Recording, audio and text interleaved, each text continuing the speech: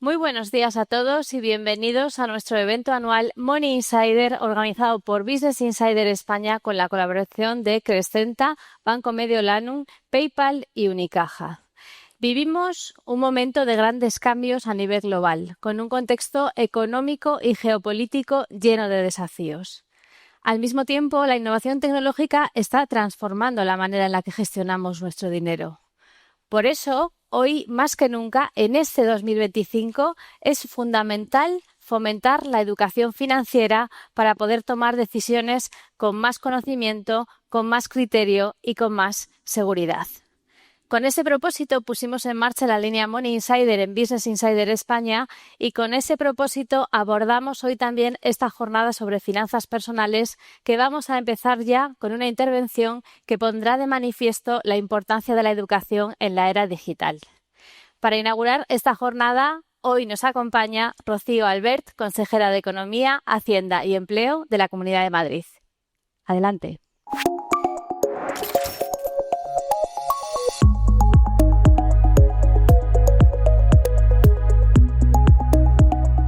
Pues muy buenos días a todos. En primer lugar, gracias Giovanna Blanco, directora editorial de Neo Magazine. También Juan Revuelta, viceconsejero de Hacienda y Función Pública. Y buenos días a todos los asistentes, a todos los que hacen posible este evento, que es un evento de suma actualidad. Gracias por invitarme a este foro que anualmente organiza Business Insider España en colaboración con Neo Magazines, dirigido precisamente a profundizar en todo lo que son las perspectivas y estrategias en el mundo de las finanzas, en un contexto global que, como se decía ahora mismo, pues está influido por la transformación digital, la irrupción de la inteligencia artificial, la evolución de los mercados y, sobre todo, también la incertidumbre que genera toda la situación geopolítica que tenemos en la actualidad. En Madrid, como bien saben todos ustedes, defendemos el libre mercado, hemos apostado por un modelo económico estrechamente vinculado a la gestión responsable tanto de los impuestos como de nuestras finanzas públicas para no endeudarnos sin control y la aplicación de políticas fiscales eficientes y siempre con un respeto a la libertad económica y a la iniciativa privada. Nuestra receta es muy sencilla, pero se lleva aplicando con eficacia desde hace más de 2 décadas. Una fiscalidad incentivadora, una optimización del gasto y transparencia. Y ello nos ha llevado a muy buenos resultados. Tenemos la deuda más baja de todas las regiones de régimen común, 9 puntos por debajo de la media europea. Nunca hemos tenido que recurrir al Fondo de Liquidez Autonómico, el famoso FLA, y gozamos de una buena salud financiera. Y así nos lo dicen todas las agencias de rating que nos otorgan la máxima calidad crediticia, tanto Standard & Poor's, Moody's, DBRS o Fitch. Nuestro rigor en las cuentas públicas nos ha permitido, además, financiarnos siempre en los mercados, incluso en los peores momentos. Ya nos lo hemos olvidado, pero durante la crisis financiera de 2008 era difícil financiarse en los mercados y nosotros conseguimos hacerlo. ¿Por qué? Porque teníamos algo que cuesta mucho generar y muy poco destruir: la confianza de los inversores, que saben que nunca vamos a cambiar las reglas del juego a mitad de partida, ni vamos a cambiar lo que hemos dicho que íbamos a hacer, ni menos por cuestiones políticas. Así, por ponerles un ejemplo reciente, hace 2 meses realizamos la primera emisión de bonos sostenibles de este año y hicimos una oferta de 1.000 millones de euros. Pues tuvimos una oferta de 6.000 millones de euros, lo cual supuso que pudieron participar 150 inversores. Además, en esta misma emisión, pues conseguimos un diferencial de tan solo 11 puntos básicos sobre el Tesoro español e incluso un diferencial más bajo del que habíamos salido inicialmente. El éxito de esta operación pone de manifiesto la posibilidad de hacer posible la credibilidad de nuestra economía y, al mismo tiempo, hacer posible el crecimiento y la sostenibilidad, porque precisamente esta deuda estaba hecha para financiar proyectos medioambientales y sociales de gran impacto entre todos los ciudadanos. De igual manera, somos unos socios habituales del Banco Europeo de Inversiones. En el segundo tramo de fondos europeos MRR, que son fundamentalmente préstamos que se han vehiculizado a través del Banco de Inversiones Europeo de Inversiones, pues somos una de las pocas comunidades autónomas que han aprobado préstamos de cofinanciación y lo son precisamente de nuevo para temas muy importantes como son los temas sanitarios y los temas educativos. Y hemos obtenido a día de hoy más de 220 millones. De igual forma, hemos sabido financiar también nuestros liquidez, nuestro patrimonio, nuestras diferentes empresas públicas hasta el punto que hemos obtenido también 220 millones de euros anuales. Son recursos adicionales que nos llevan a tener una política fiscal que ayuda a las familias, a las empresas y sin comprometer nunca nuestra estabilidad presupuestaria. Para mantener esta estabilidad, como les decía, lo que hemos aplicado siempre son unos impuestos razonables a las familias y también a las empresas. Por ello siempre hemos definido lo que nosotros llamamos una fiscalidad incentivadora. Desde que Isabel Díaz Ayuso es presidenta de la Comunidad de Madrid, hemos llevado a cabo 32 bonificaciones o rebajas fiscales, lo cual ha supuesto un ahorro para el conjunto de los ciudadanos madrileños de más de 31.000 millones de euros. Esto, dicho por cada ciudadano madrileño, supone un ahorro de 8.700 millones. 8.700 euros, perdón, ya nos gustaría que fuera millón. Hemos reducido el tramo autonómico hasta el máximo, con un IRPF del 9%, el más bajo de toda España. Hemos eliminado todos los impuestos propios. Como bien saben, hemos bonificado el impuesto de bonificaciones y sucesiones en el primer grado al 99% y ya estamos tramitando el impuesto de sucesiones y donaciones con una bonificación del 50% para para tíos y sobrinos, es decir, hasta el tercer grado. Aprovechando esta jornada, querría también comentarles que la Comunidad de Madrid el año pasado por fin ya nos decidimos a utilizar todos los medios digitales para el pago tanto de los impuestos como de las tasas e introdujimos la posibilidad de que se pudiera pagar por Bizum. Así, en el tiempo que lleva funcionando, en el caso de los impuestos un poquito menos de un año, pues hemos conseguido que los impuestos un 1,67% se paguen por Bizum y en el caso de las tasas llegamos hasta el 10,4%. Lo que queremos es hacer que el pago de los impuestos sea lo menos costoso, al menos burocráticamente posibles. Además, hemos aprobado numerosas deducciones fiscales que fomentan el alquiler de viviendas para sacar más alquiler de viviendas al mercado y seguimos teniendo bonificaciones fiscales para todos los que alquilan para los jóvenes menores de 40 años. Los teníamos hasta los 35 y ahora lo hemos aumentado hasta los 40. Todo esto son medidas que han supuesto un alivio significativo para millones de madrileños, autónomos y empresas que lo han podido dedicar todo este ahorro, pues bien, a ahorrar, a consumir o invertir. Pero estamos convencidos de que estas medidas fiscales, aparte de generar crecimiento y puestos de trabajo, generan también algo muy importante, atracción de talento y atracción de innovación. Por este motivo, la Comunidad de Madrid ha reforzado el papel de nuestra oficina Invest in Madrid, que lo que trata es de reforzar todas las relaciones comerciales y la atracción de inversión. Hemos estado en lugares tan variopintos como Aichi, en Japón, hemos estado en Francia, en París, en Londres, nuestra presidenta ha estado también en Perú, ha estado también en Corea del Sur y con todos hemos firmado memorándum de entendimiento para conseguir atraer inversión. De hecho, esta misma semana nos vamos a Argentina, concretamente a Buenos Aires y a Rosario, para estrechar las relaciones comerciales y tener reuniones con todas las dirigentes, tanto a nivel local, regional como nacional, para seguir atrayendo inversión. Y es que, como bien saben ustedes, Madrid está viviendo uno de sus mejores momentos en todos los sentidos. Tenemos un mercado muy dinámico, tenemos un mercado de trabajo en donde se generan 1 de cada 4 puestos de trabajo, se generan casi 1 de cada 4 empresas y además conseguimos atraer inversión, mucha inversión extranjera. En los últimos 5 años hemos conseguido atraer un promedio de 25.000 millones al año. Esto supone el 70% de toda la inversión extranjera que llega a España. Concretamente, en el año 2024 hemos conseguido 2 de cada 3 euros que venían a España. ¿Pero esto no es suficiente? No, nosotros lo que queremos es que venga más dinero a España, no solo a Madrid, y que cada vez nuestras inversiones vengan más y además se quede talento, se quede inversión, se quede innovación. Es algo que necesitamos. Por eso también somos líderes en I+D+I, con una inversión, un gasto del 2,1% del PIB autonómico, y tenemos más de 270.000 profesionales, y lo que nos convierte en la tercera región europea en empleos relacionados con alta tecnología.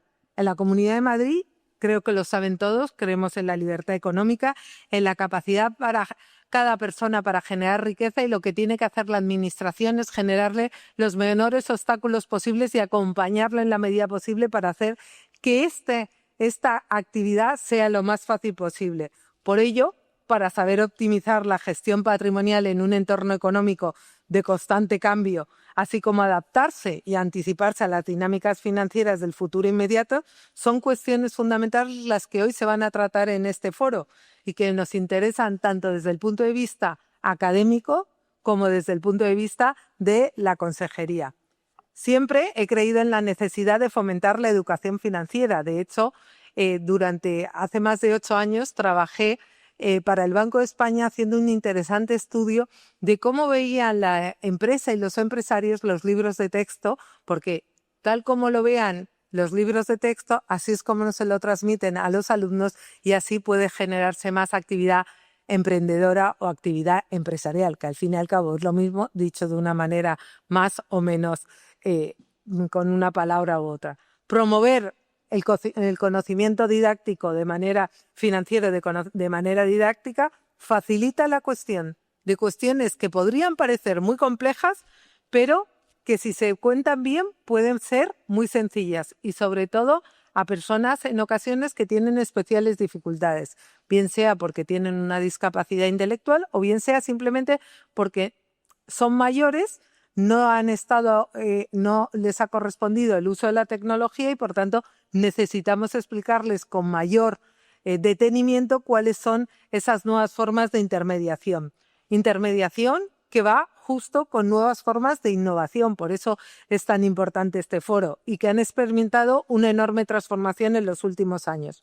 Para nosotros, la Comunidad de Madrid, el sector financiero es fundamental. De hecho, el valor añadido bruto del todo el sector financiero en la Comunidad de Madrid supera los 18.000 millones de euros y genera el 7,6% de la economía regional. Además, genera más de 104.000 empleos y crece a un ritmo de un 13%, lo cual nos implica cómo el sector financiero es cada vez más importante. De hecho, nos hemos convertido en la cuarta plaza financiera, muy cerca de Londres, París o Frankfurt, y estamos en el ranking del top 20 mundial. Es importante porque eso nos dice toda la capacidad financiera de nuevos entes, de nuevas formas de intermediar que tenemos aquí. En definitiva, hablar del sector financiero es hablar de dos cosas. Está muy claro, hablar de oportunidades, pero también de posibles riesgos. Por una parte, el proceso de digitalización del negocio bancario, que a priori supone una más y mejor rápido acceso a todo tipo de productos, puede suponer también mayores dificultades. Como les decía, para las personas mayores, especialmente en núcleos rurales que no cuentan con formación digital suficiente. Nosotros estamos llevando a cabo toda una digitalización, una formación digital de todas estas personas, y también no solo de digitalización financiera, sino en general, pero tienen un pequeño apartado de digitalización financiera, porque la falta de conocimientos del ámbito digital puede llevar a la toma de decisiones poco informadas que afecten gravemente a la salud financiera personal y a la economía en general de todos los ciudadanos. Es vital, por ello, comprender las oportunidades, pero también los riesgos que implican nuestras decisiones financieras. A esto hay que añadir un nuevo reto con el que nos encontramos en la actualidad, el tema de la ciberseguridad, porque en el sector financiero es uno de los temas donde la ciberseguridad es fundamental, precisamente por la cantidad de datos personales y financieros que se manejan. En este sentido, Somos conscientes de ello y en la Comunidad de Madrid hemos puesto a disposición en el portal del consumidor, que está ubicado precisamente en un lugar preferente en la web institucional, información sobre los distintos instrumentos financieros, en el que se incluyen recomendaciones y preguntas frecuentes. Y además, el procedimiento por el que debe utilizarse en caso de que se produzca cualquier fraude, de acuerdo con lo establecido por el Banco de España. Se indica cómo hacer cualquier reclamación y se dan todos los pasos para llevarla a cabo. Además, incluye, como les decía, un apartado específico para personas con discapacidad, porque a veces, si el lenguaje es muy complejo, es muy difícil su acceso y por eso se ha construido esta página web de tal manera que tiene una parte de lenguaje sencillo para este tipo de personas. Asimismo, desde la Consejería de Educación se trabaja siempre, desde hace tiempo, en el fomento de iniciativas en colaboración con todo el sector financiero para que los jóvenes tengan un mínimo de conocimientos financieros y económicos. No se trata de que hagan la carrera de económicas, ni la de empresariales, ni de Big Data. Se trata de que tengan unos conocimientos financieros desde muy pequeños que les vaya informando puntualmente y que les vaya haciendo ver que las decisiones que vayan a tomar en el futuro son importantes. También me gustaría hacer referencia a la Agencia de Ciberseguridad, que fue creada por la Consejería de Digitalización, la primera consejería que hay en España sobre este tema, con el objetivo de apoyar a las empresas y a las instituciones para la capacitación y el desarrollo digital seguro.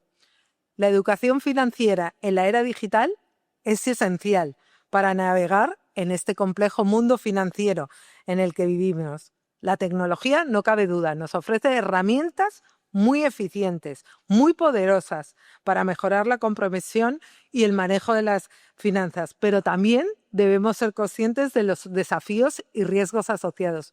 Por eso, felicito de nuevo a este foro en el que se va a tratar esos temas tan importantes, todo lo que es las finanzas en la era digital, todos los riesgos que supone, al mismo tiempo que todas las oportunidades para hacer el máximo uso de ellos. Por tanto, muchas gracias y espero que sea un foro muy fructífero. Gracias.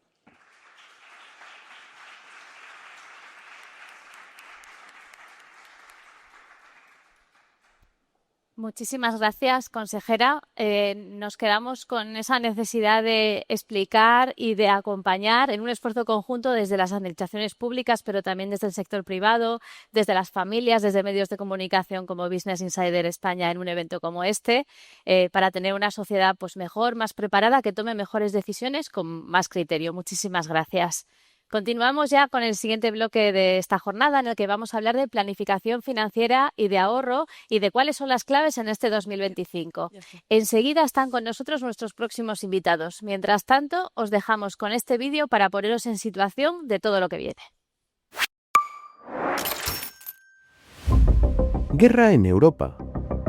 Pandemia. Inflación. En los últimos años, el mundo ha vivido varios puntos de inflexión que han marcado el devenir de la economía mundial. Con los aranceles entre países y las medidas proteccionistas, la situación aún es más incierta. Este contexto no es el más favorable para el sistema financiero, que tiene ante sí grandes retos, aunque puede suponer también una ventana de oportunidades.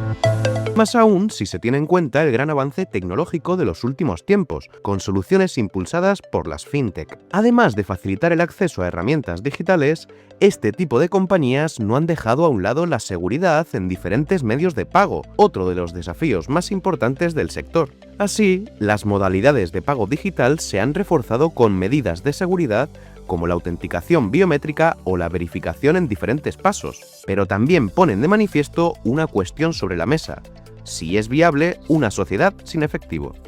Aquí no solo entra en juego la banca digital, sino todo un ecosistema que ha de estar preparado ante esta posible situación. Por supuesto, con una gran predominancia de importantes compañías tecnológicas como Google o Apple. Sea como sea, el ecosistema financiero tendrá que actuar sin olvidar los hábitos de consumo de los usuarios, el contexto económico global y el auge de los pagos digitales.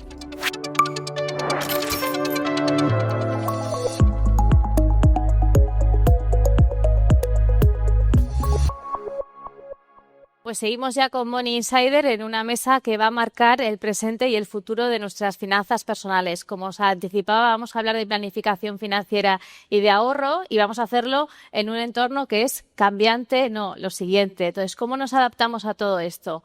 Para desentrañar este gran misterio, hoy me acompañan en esta mesa Ivonne Pousa, responsable de Banco Mediolanum en la zona norte. Bienvenida, Ivonne. Muchas gracias. Un placer tenerte aquí.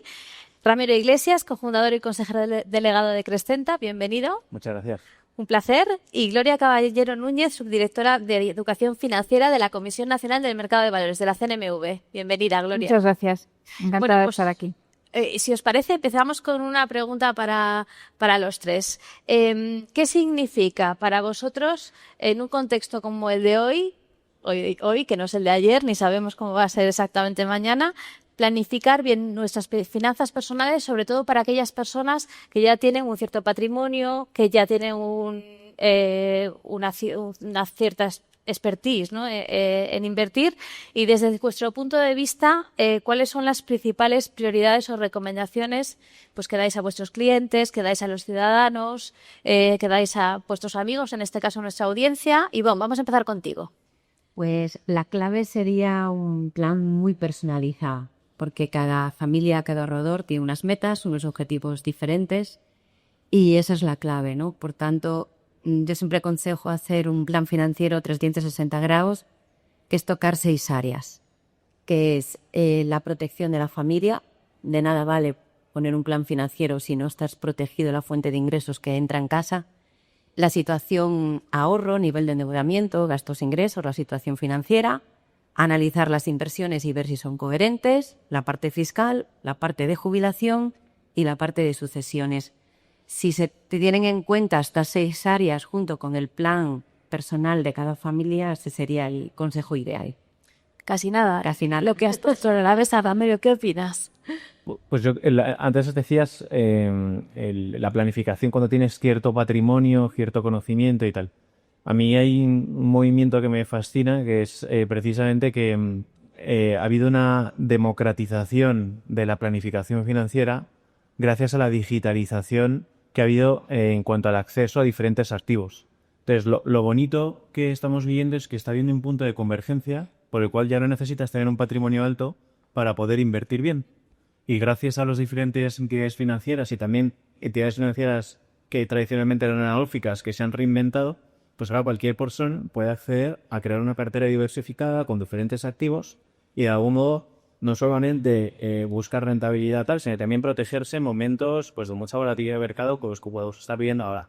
Y siempre pues muy acompañado de la educación financiera, porque la única forma de poder hacerlo con independencia y con autonomía, al final creo que el objetivo final es que la gente pueda hacerlo de una manera casi desintermediada o que por lo menos tenga mucho conocimiento de lo que está haciendo. Es incentivando que hay una educación financiera muy profunda, no solamente en dónde estás invirtiendo, sino en qué otras opciones tienes para poder tomar la decisión adecuada que te correspondan.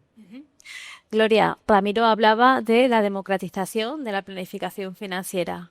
¿Cómo lo veis desde la CNMV? Bueno, lo importante, que ya lo hemos comentado, es la educación financiera. Yo quiero poner primero en contexto, pues claro, vosotros o tú perteneces a una entidad financiera, os dirigís a clientes, en nuestro caso nos dirigimos a todos los ciudadanos.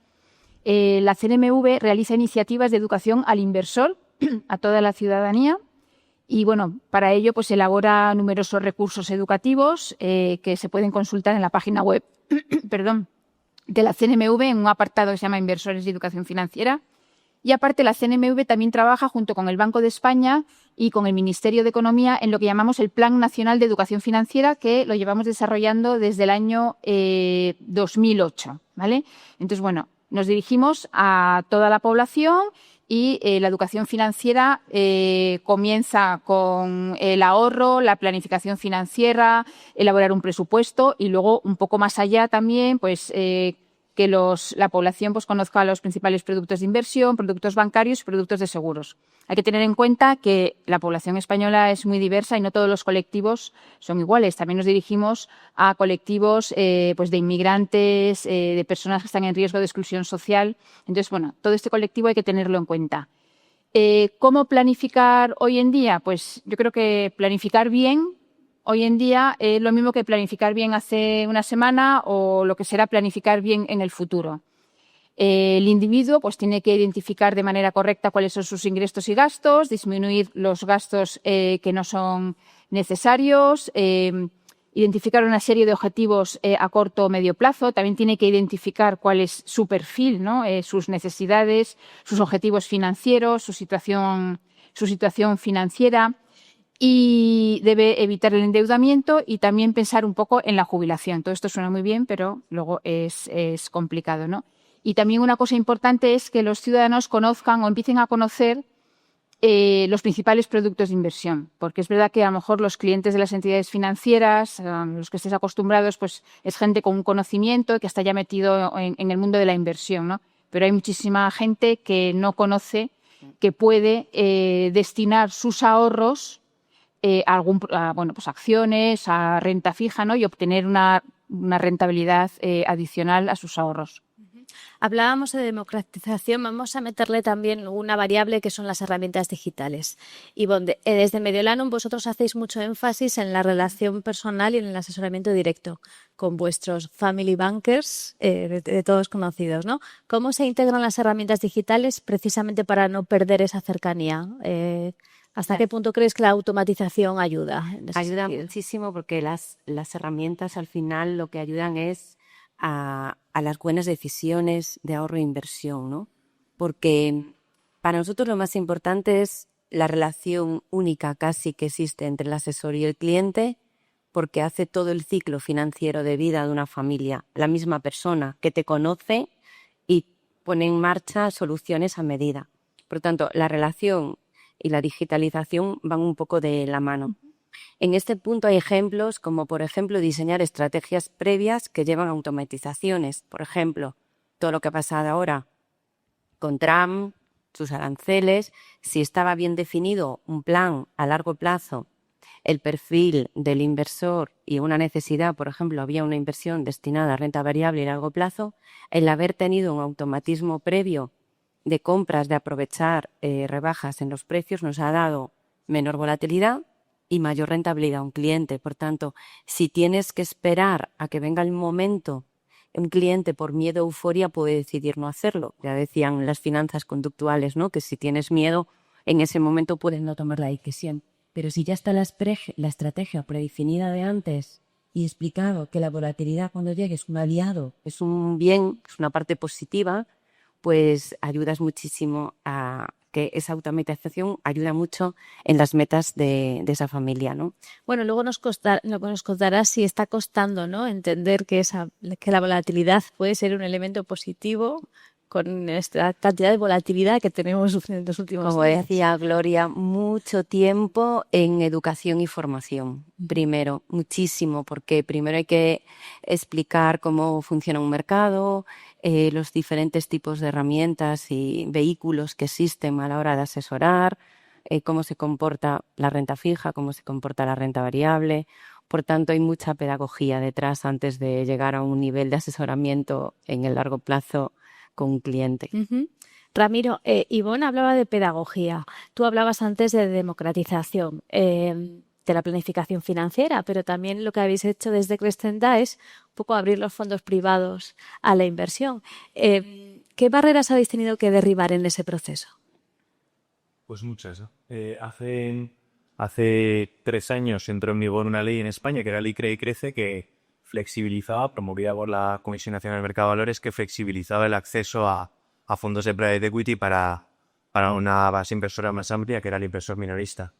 Pero se establecieron una serie de requisitos con todo el buen criterio del mundo, que era que debía de ser educado adecuadamente, se debía de reportar, debería tener total control e información sobre dónde estaba invirtiendo, debería de recibir asesoramiento financiero si tenía un patrimonio financiero inferior a 500.000 euros, debería ser un inversor que debería incorporar private equity solamente si tenía otra serie de activos los que había invertido enterada.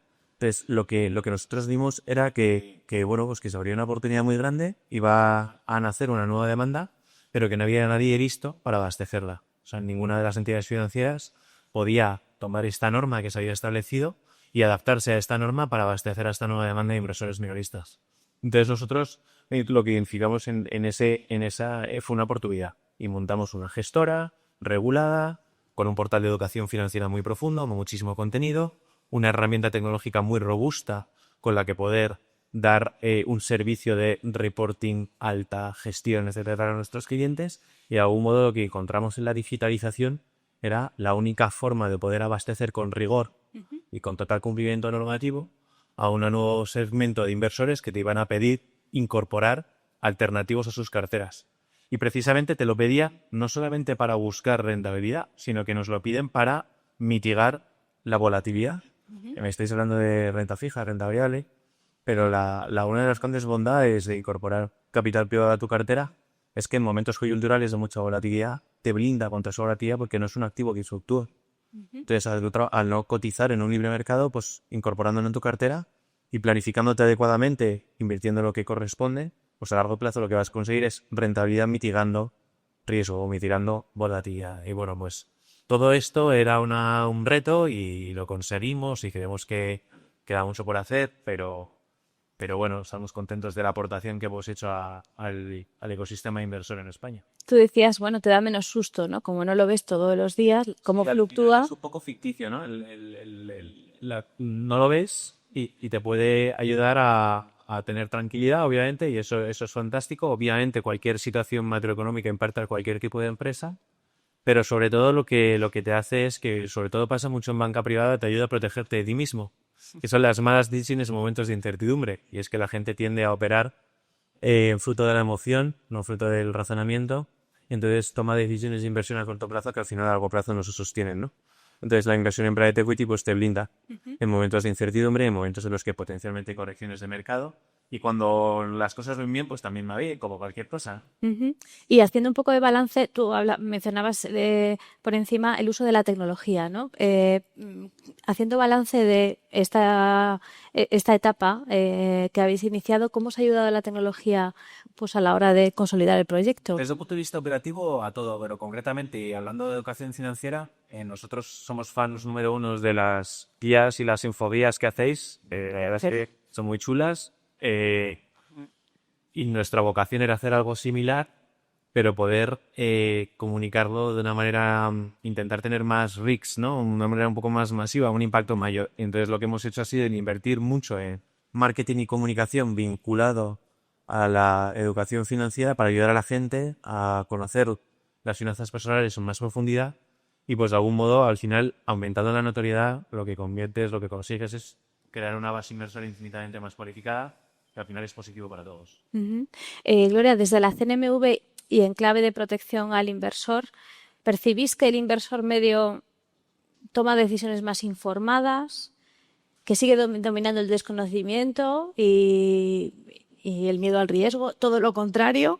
Hombre, bueno, en este nuevo contexto no ha dado tiempo a ver si han tomado decisiones con más conocimiento. A ver, como hemos comentado al principio, la educación financiera es un objetivo a medio plazo y largo plazo. En lo que nos podemos basar para saber si los inversores o los ciudadanos mejoran la educación financiera son en las encuestas de competencias financieras que se han realizado en los últimos años, que han sido dos, una en el 2016 y otra en el 2021. Lo que se ha visto, tampoco voy a dar aquí datos muy concretos por no aburrir, pero bueno, que sigue habiendo una gran necesidad de educación financiera y ha mejorado un poquito la educación financiera de los jóvenes. O sea que en ese sentido sí que estamos contentos. Actualmente, en el contexto en el que nos estamos moviendo, aranceles de Trump, lo que hemos visto desde la CNMV, se han analizado datos y que se ha visto que los inversores están haciendo reembolsos en fondos de inversión de renta variable y están yéndose a productos más conservadores, a fondos de inversión de renta fija. Y bueno, eso es el comportamiento que estamos viendo y en cualquier caso el inversor español es conservador y es averso al riesgo en términos generales. Yo, si me lo permites, hay un movimiento que a mí me fascina, que yo creo que denota una corriente, una tendencia, y para lo bueno y para lo malo, pero lo que sí que estamos viendo nosotros es, por ejemplo, en el mundo de creadores de contenido, de finanzas personales y contenido que se crea digital, hay un boom brutal con millones, que yo era una cosa que yo no conocía, porque yo no he consumido nunca contenido de inversiones porque es mi trabajo, es mi profesión, pero de repente lo que descubrí era que había millones de personas viendo cada día contenidos sobre finanzas, sobre inversión, sobre finanzas personales, sobre gestión patrimonial, que antes no, esa demanda no estaba abastecida.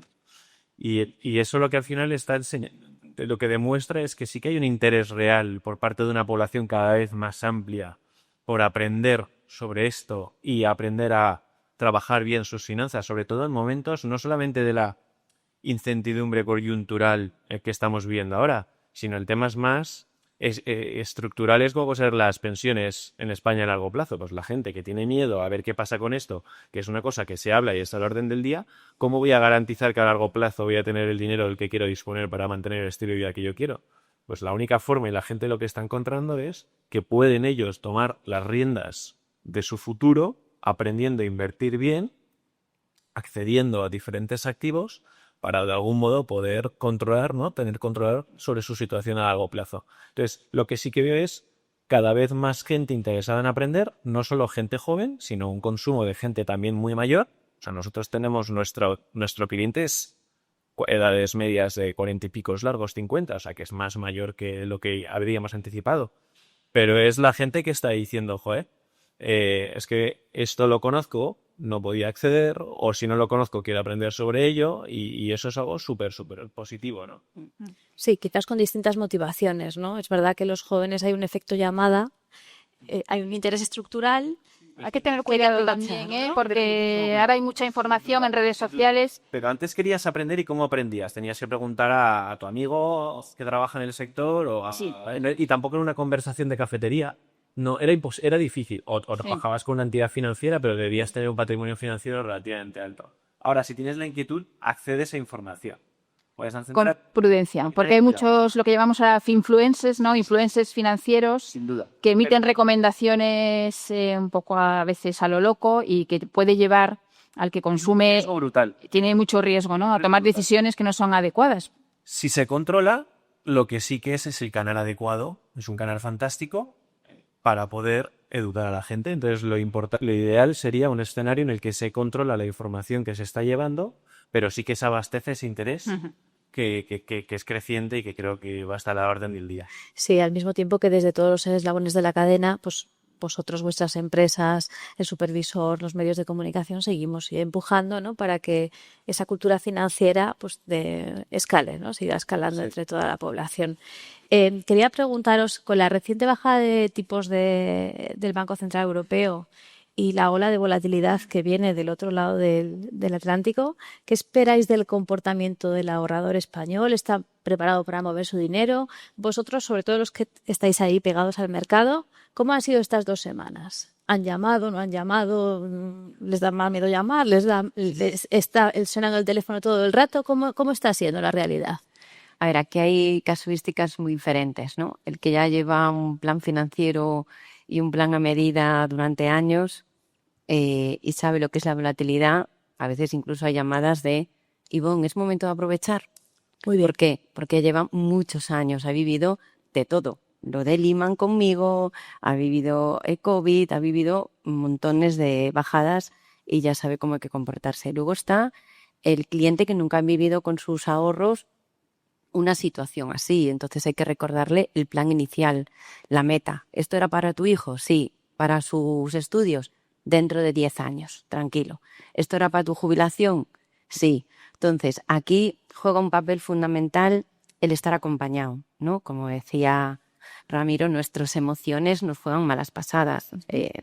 Daniel Kahneman fue el primer premio Nobel y era un psicólogo y no era un economista, ¿no? Que decía que el miedo y la euforia puede influir en una correcta inversión que era fantástica. Si la mal compras o mal vendes motivado por las emociones, lo puedes estropear. Por tanto, estar acompañado de alguien que te guíe en ese momento es fundamental. Conclusión, todo lo que te ha pasado en estas 2 semanas, vete al plan inicial, a la persona que te ha hecho y te ha ayudado dando formación, dando información y respeta el plan inicial, es lo más importante. No cambies nada de la estrategia marcada cuando había un objetivo de medio y largo plazo.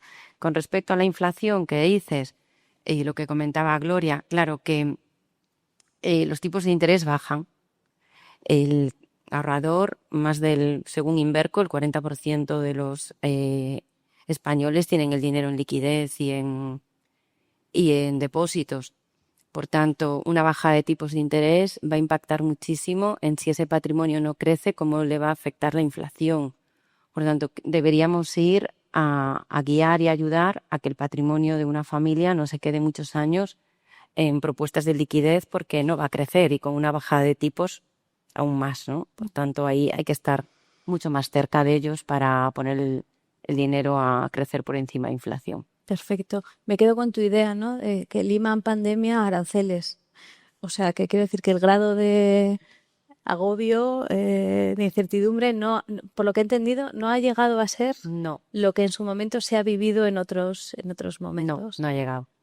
Estupendo. Ramiro, ¿en tu caso qué veis? Un poco lo mismo, ni ha llegado ni parece que vaya a llegar. Correcto. Se han empiezado. Nunca se sabe, ¿eh? Bueno, creo que ha habido un momento así un poco de crisis, pero ha habido luego correcciones y tal y cual. El sofisticado de las correcciones las aprovecha para hacer compras. Nosotros, yo tengo un equipo fantástico de gente que se dedica al llevar relación con clientes y vienen de gestión patrimonial más de todo tu patrimonio y todos están muy agradecidos. Ahora no está trabajando en el mercado de renta variable, de renta fija, dura tal, y dedicarse a los alternativos porque no vemos esto que ven en otras casas o en otras entidades, todo lo contrario. Nosotros no queremos comunicar que ese sea un activo refugio, pero sí que tiene una serie de atributos que son muy positivos en momentos de incertidumbre. Entonces, mucha gente la gente que ya ha invertido en private equity está tranquila habiendo invertido en private equity, no porque haya mitigado el riesgo de pérdida, el riesgo no sé qué, sino porque ha mitigado la volatilidad. Creo que es muy importante en un entorno inflacionario con bajada de tipos, efectivamente, el que la gente, a través de la educación financiera, descubra otros activos, valore si son adecuados para su perfil, estén acompañados por especialistas en ese tipo de activos y los empiecen a incorporar en sus carteras. O sea, yo insisto en que una de las cosas más bonitas que estamos viviendo es que ahora un inversor minorista puede replicar una cartera de inversión que podría tener hasta hace poco solamente una alta fortuna o un inversor institucional. Y a lo mejor, y si una alta fortuna o un inversor institucional está tranquilo en momentos de volatilidad y tal y cual, porque aparte de que ya está educado y ha vivido diferentes crisis y diferentes momentos malos, pues tiene una diversificación con diferentes activos que le ayuda a mitigar el riesgo y buscar la rentabilidad adecuada en función de su perfil. Pues ahora el inversor minorista puede hacer lo mismo. Entonces, lo que tenemos que hacer es promover que el inversor minorista diversifique, incorpore otros activos conociéndolos. O sea, lo importante es que los entienda. Y si los entiende, pues cuando pierde el mercado, pues tiene que estar tranquilo y dormir bien. Y si invierte en private equity porque no sé qué, pues también. Y esto es un poco lo que tenemos que conseguir. Que le quite el dar dormir bien todos los días. Bueno, nosotros hay que procurar que eso es el objetivo. O sea, lo ideal es que no te quite el sueño tu inversión. O sea, la inversión no se puede asociar a estrés. Sería lo ideal, el escenario ideal. Claro. Y esa es una responsabilidad nuestra. El comunicárselo y explicárselo para que sepan perfectamente dónde están. Y eso es gracias a ofrecerle también diferentes activos y una cartera bien ordenada. Gloria. Y en línea con lo que dice Ramiro, desde la CNMV lo que trasladamos a los inversores o potenciales inversores es que no se dejen llevar por el miedo ni por la euforia de los mercados y que siempre tomen decisiones informadas. Ramiro, no sé si nos podríamos detener, porque lo has comentado por encima ahora, hablando de los fondos de capital privado, también un poco porque nuestro objetivo desde Money Insider siempre ha sido la divulgación. Sí. No sé si nos puedes explicar en qué consisten estos fondos, en qué invierten, hay un compromiso mínimo de inversión de 10.000 euros y cómo pueden ayudar a diversificar tu cartera y tu planificación. Muy bien, voy a intentar hacer muy, muy rápido. El 95% de las empresas que existen a nivel global son privadas. Privadas no significa que sean controladas por el gobierno, Privada significa que no son públicas y una empresa pública en términos financieros es una empresa que cotiza en bolsa. Y todas las empresas que cotizan en bolsa antes han sido privadas. Lo que hace el Private Equity, hay diferentes gestores de Private Equity, algunos que se dedican a compañías en fases iniciales y otros en fases supermaduras. Lo que hace es invertir y financiar estas compañías privadas y entran a su capital porque consideran que tienen mucho potencial de crecimiento antes de que llegue el momento en el que salgan a bolsa cuando se convierten en un bicho grande.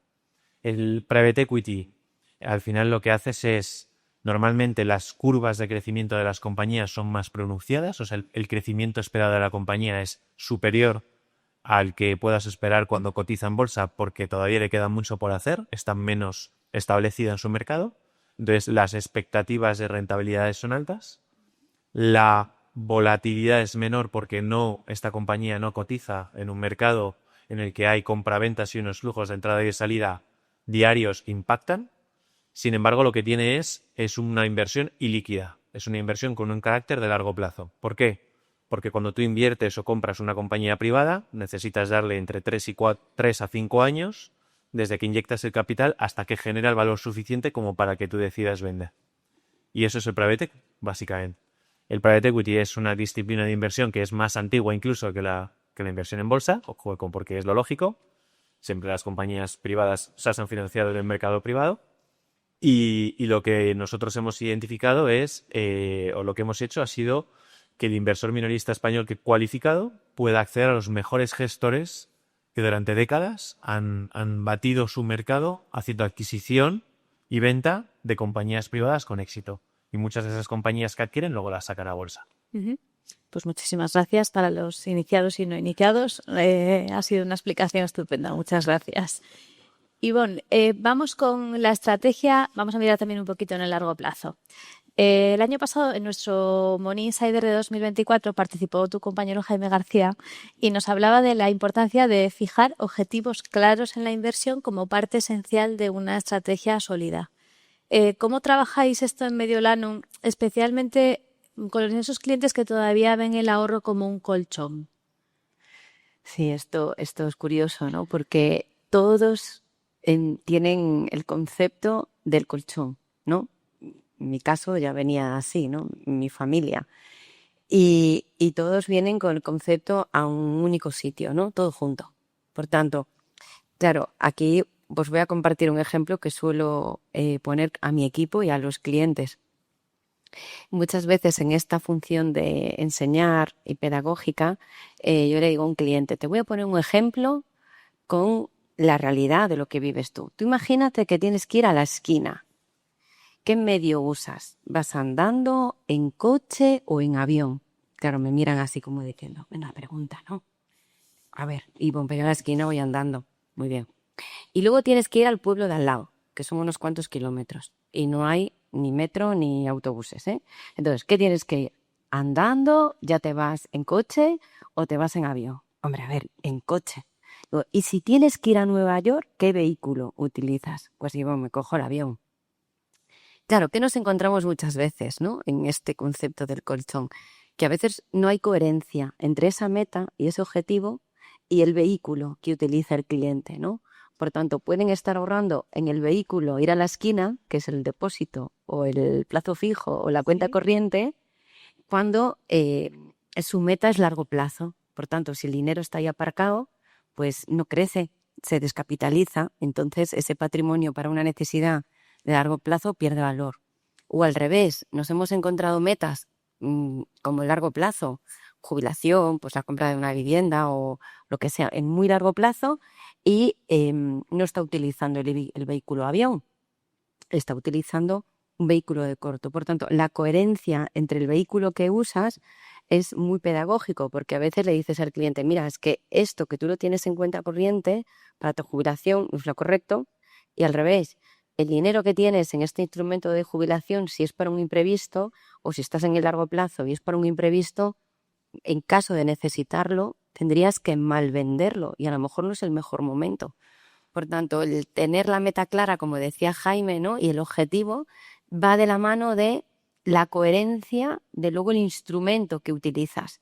Y los clientes le queda claro el vehículo. Por tanto, después de este ejercicio tan sencillo y tan fácil, se dan cuenta que el vehículo que están utilizando para sus cosas importantes de la vida no es en la cuenta corriente o el depósito. Hay que asumir sacarlo del colchón. Y ese primer efecto luego lo consigues, ¿no? Diciendo, vale, ¿y entonces qué tengo que hacer? Bueno, pues con tiempo, más tiempo y otros objetivos y otros sistemas de inversión puedes conseguir una mayor rentabilidad. Es como el primer paso, ¿no? Luego viene todo lo demás. Es lo que decía Gloria, ¿no? Antes, de que el español es un ahorrador conservador y sacarle de ahí y explicarle, pero con un ejemplo Sencillo. que lo vea y lo entienda es más fácil. ¿Y qué estrategias o qué productos aconsejáis para crear esas rutinas de ahorro? Es que cada persona es en función de la meta, cambia, ¿no? Que dices, bueno, ¿cuál es la situación fiscal de esta familia? ¿Cuál es su capacidad de ahorro? ¿Cuáles son sus imprevistos, sus nivel de deudas? Por tanto, primero nos empieza la casa por el tejado, ¿no? Hay que cubrir el corto plazo, hay que cubrir la protección de una familia y luego pones en marcha metas de medio y largo. Entonces, no se podría hablar de un producto financiero concreto, sino de diferentes soluciones según el perfil de riesgo del inversor, el plazo y el horizonte temporal, y luego ya un poco un traje a medida, ¿no? Si las necesidades son más de corto plazo, de imprevistos, muchas veces llegamos a una familia con mucho tiempo y entonces hay un patrimonio ya acumulado y hay un plan de ahorro, un ahorro periódico que puedes poner a crecer en diferentes soluciones. A veces llegas a una familia y tienes que hacer al revés, empezar arreglando el nivel de deudas porque tienen ahí una catástrofe y entonces primero hay que ordenar para que esa familia del futuro tenga una capacidad de ahorro. Dependiendo de cada caso hay que priorizar. Ramiro, Gloria, no sé si en vuestro caso tenéis alguna estrategia o algún producto que recomendéis para crear esa rutina del ahorro. Yo, nosotros somos una gestora de alternativos, de private equity, pero nunca he dicho ni diré que sea el único activo que debes tener en tu cartera. Es un activo complementario que en función de tu patrimonio financiero y tu perfil inversor debes de incorporar en tu cartera en mayor o en menor medida. Un inversor, por ejemplo, Goldman Sachs o JP Morgan recomiendan a sus clientes de alto patrimonio tener una exposición a alternativos del 40%. Y la ley establece que un minorista puede máximo incorporar un 10%. Entonces, las dos cosas tienen todo el sentido del mundo y nosotros nos movemos en todo este ámbito.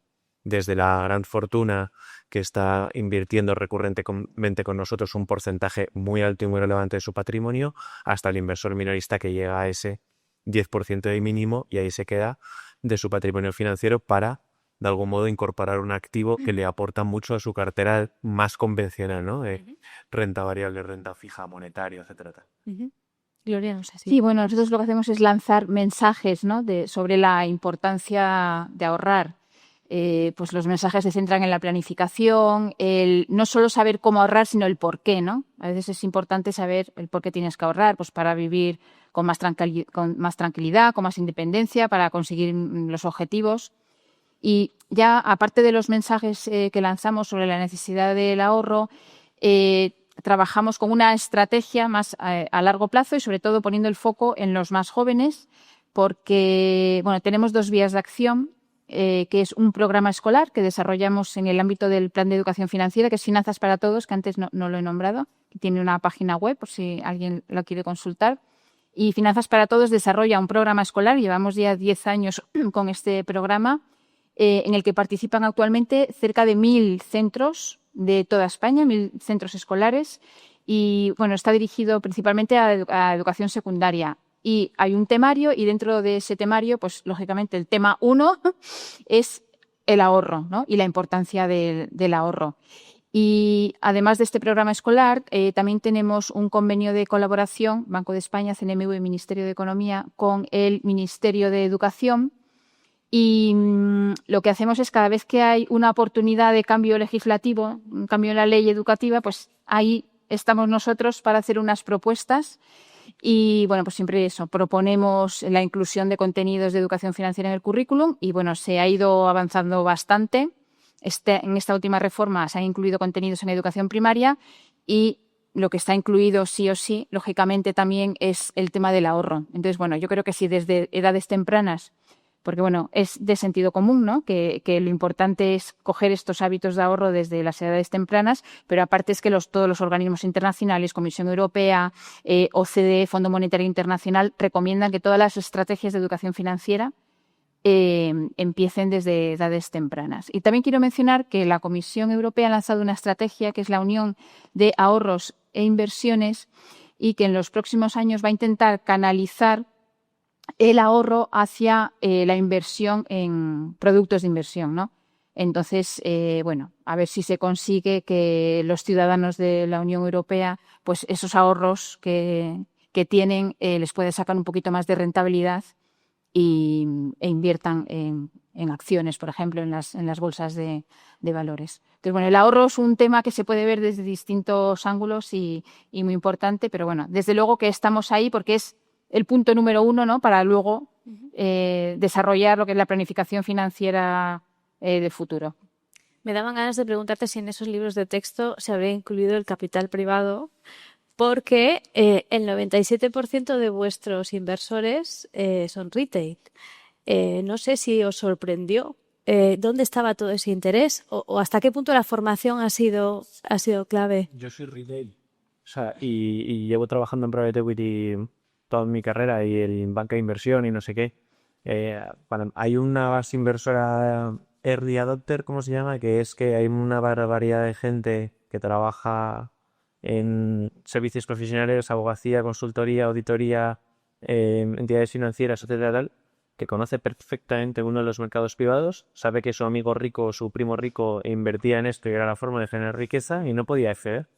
Entonces, ahí era nuestro core, el cliente que está entrando y lo bonito que tiene es que, bueno, estamos promoviendo que se eduque y que entienda bien dónde está entrando, pero la capacidad que tiene para digerir todo el contenido educativo que estamos creando pues es mayor porque sabe más o menos de qué van las cosas, ¿no? Y ha invertido, por supuesto, en otros activos y ha tenido todo tipo de experiencias.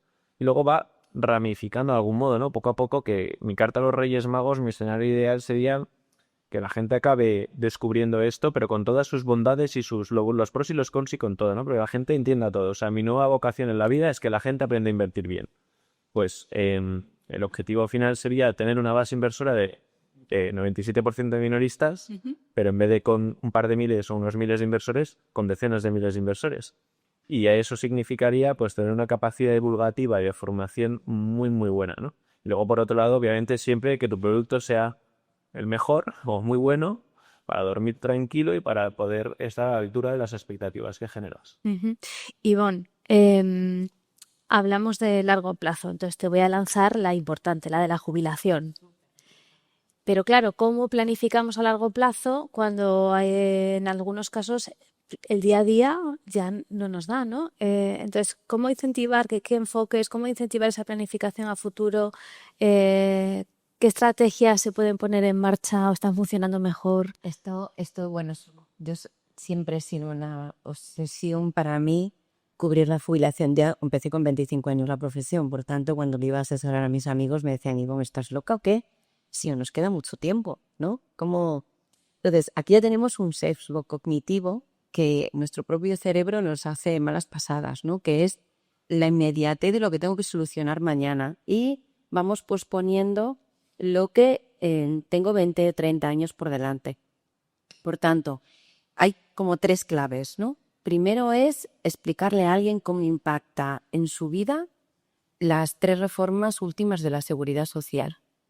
Porque si a alguien no le calculas, según tu base de cotización, según tus años cotizados, según el FEI y el factor de equidad intergeneracional, todos estos cambios que hemos tenido los últimos del 2013, todos estos cambios que hemos tenido, si tú no le dices a alguien, mira que de tus 3.000 euros o de tus 2.000 vas a tener 1.000 en tu jubilación, no se enciende la primera A de la atención o I del interés, ¿no? Es decir, vale, ¿qué me estás diciendo?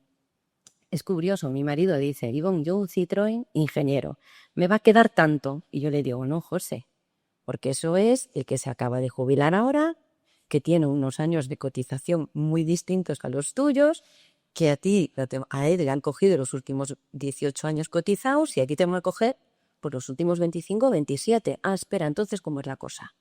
Entonces, el punto número 1 es cómo impacta en ti la reforma. Cuando ya conoces que vas a tener un impacto, la segunda parte es, ¿y si por tener mucho tiempo, le digo a todo el mundo, ¿no? ¿Y si por tener mucho tiempo usar bien los mercados, las herramientas y, como decía Einstein, ¿no? La octava maravilla del mundo, la capitalización compuesta. Y por si tener mucho tiempo y poner un poquito de dinero todos los meses, tu esfuerzo es pequeño, porque tienes 30 años por delante. Quizá con 100 euros al mes consigas mucho más que alguien que le explique la reforma con 55 años y solo tengan 10. Entonces, claro, ahí volvemos a la educación financiera, a explicarle a alguien qué es la capitalización compuesta. Yo siempre lo explicaba como una bola de nieve pequeña que tiras de una montaña y va arrastrando, ¿no? Y para hacerle ver que tu patrimonio crece no solo con tu esfuerzo, sino con el crecimiento del propio dinero, ¿no? Y luego la tercera pata ya es adaptar eso a tu nivel de vida, a tus necesidades de vida, ¿no? No es lo mismo que en tu jubilación estés sola, tengas familia, quieres vivir en tu casa, quieras depender de un hijo. Yo le digo, ¿cómo te imaginas? Viajando, cuidando el huerto, en casa de tus hijos. No, en casa de mis hijos no. Muy bien. Pues claro, ya cambia la cosa, porque si uno quiere ser independiente, no en el momento de la jubilación que tienes ocio y está todo el mundo pensando del disfrute. En el momento de la vejez, yo cuidé a mis 2 abuelos en casa y uno con Alzheimer. Sé lo que es tener 2 abuelos en su estado de vejez. Entonces, ¿cómo quieres? ¿Quieres depender de otra persona? ¿No quieres depender? ¿Cómo quieres que sea tu jubilación y cómo quieres que sea tu vejez? Y ahí cambia totalmente la historia, ¿no? Porque entonces ya dices, conozco la reforma, conozco la ventaja de empezar pronto, poco esfuerzo, y luego, según el nivel de vida y cómo quiero vivir, te enseño qué patrimonio necesitas acumular. Por tanto, el tiempo y empezar joven es clave. Lo ven como lo que decíamos antes del aliado de la volatilidad, llegan a ver que el aliado de conocer a tiempo, con mucho tiempo en la reforma es bueno y cambian. Por tanto, cuando a veces priorizas, ¿qué es más prioritario? Explicas todas las necesidades de una familia. El cambio de casa, liquidar la hipoteca antes de tiempo, la universidad de tus hijos, la jubilación. Después de explicarle la reforma, lo que la jubilación era lo último, le pregunto al final, ¿ahora tu prioridad cuál es? Y empiezan a poner la jubilación de primero. Cambian el orden de las prioridades. Ahí te das cuenta que, bueno, después de 1 hora de formación, hacen introspecto. Seguro que sí. Además de esa formación, Gloria, ¿hasta qué punto es clave la estabilidad regulatoria? Porque ya podemos tener claro lo que queremos y lo que vamos a necesitar, que también el campo de juego Sí, es muy importante, ¿no? es fundamental. Yo siempre digo que la protección del consumidor financiero se basa en 3 pilares, los 3 igual de importantes, que es la regulación, la supervisión y la educación financiera. Que antes un poco la educación financiera estaba olvidada, pero es un pilar igual de importante que los otros 2. La regulación, porque hay que establecer unas reglas del juego. La supervisión, porque desgraciadamente, bueno, no desgraciadamente, hay que supervisar que esas reglas del juego se están cumpliendo, y luego la educación financiera. Entonces, bueno, yo creo que es fundamental y yo creo que hoy en día ya nadie lo duda. También en términos de regulación, tú hablabas antes de la ley CREE Crece de 2022. No sé si a nivel regulatorio, bueno, hay recorrido para seguir escalando, ¿no?, esa inversión en capital privado. Sí, yo creo que sí. O sea, yo creo que el regulador va dejando hacer, va supervisando que las cosas se hacen como ellos quieren adecuadamente, y entiendo que se irá flexibilizando y normalizando y cada vez generando nuevas oportunidades a una base inversora más amplia, pero para eso tienen que tener la seguridad de que los responsables de las entidades financieras que van a cubrir esas nuevas demandas y tal y cual, pues lo hacen como debe de ser, ¿no? Entonces, a mí lo ideal sería poder hacerlas y que lo hagamos muy bien, que nos sigan dejando hacer las cosas y que cada vez podamos hacer más, porque creo que hay una necesidad muy grande por parte de millones de personas en nuestro país de aprender a invertir, de tener acceso a poder invertir bien, gestionar bien su patrimonio independientemente de lo que tengas. O sea, lo que me parece injusto un poco es que alguien con 10 millones pueda acceder a algo infinitamente mejor que alguien con 10.000. y me vas a decir que, bueno, es que no es lo mismo un Ferrari que un no sé qué. Pero hay un mínimo y todo el mundo tiene que tener el acceso a poder crear una cartera y poder tener el confort de invertir bien. Entonces, bueno, pues a mí me gustaría que eso se fuera promoviendo y para eso nosotros tenemos que hacer las cosas bien para que nos dejen hacer. Bueno, nos quedan 10 segundos, pero yo no me resisto a cerrar con una última ronda. Si tuvierais que dar un consejo para afrontar con éxito, consejo financiero para afrontar con éxito 2025, en una frase, ¿cuál sería? Gloria, voy a empezar por ti. Yo más que una frase voy a decir un lema, porque el primer lunes del mes de octubre todos los años celebramos el Día de la Educación Financiera y cada Día de la Educación Financiera lo dedicamos a un tema y a un lema. Entonces, como tenemos ya el lema para este 2025, lo voy a decir que yo creo que encaja perfectamente con lo que estamos tratando, que es infórmate, planifica, decide. Muchas gracias. Ramiro. Yo, diversifica y vencerás. Ivonne, cerramos contigo. Un financiero personalizado, acompañado siempre de alguien y respétalo, pase lo que pase en los momentos de mercados de incertidumbre. Bueno, pues Ivonne, Ramiro, Gloria, muchas gracias. Ha sido un placer teneros aquí. Yo creo que hemos aprendido todos muchísimo. Se nos ha quitado un poco el agobio, nos ha abierto un poco la cabeza y yo creo que con esta última intervención nos ha quedado claro qué es lo que tenemos que hacer. Seguimos ya con el siguiente bloque de la jornada. Dándonos un minuto y está aquí con nosotros nuestro siguiente invitado.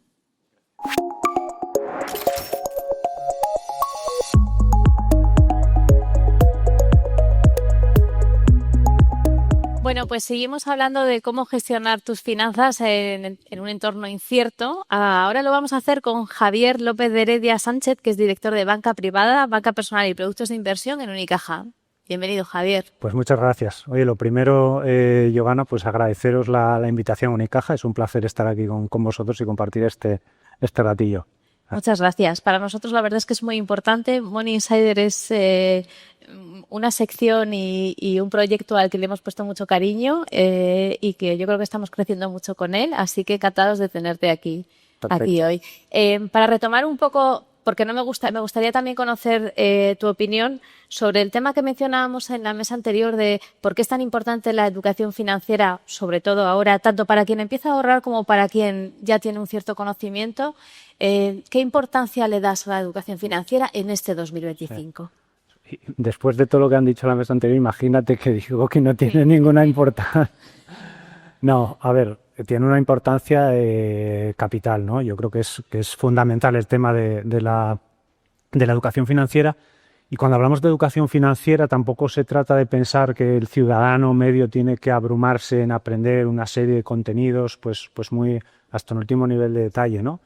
Pero sí pues tener unos conocimientos básicos, ¿no? Que le permita pues tomar unas decisiones adecuadas, ¿no?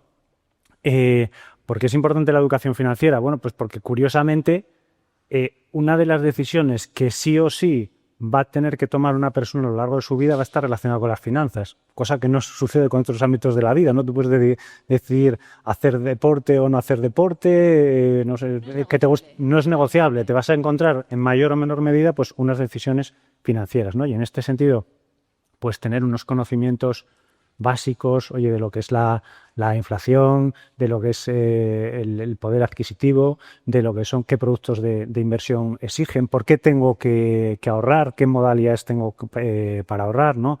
Productos y demás, cómo funcionan un poquito los mercados. Eso es fundamental.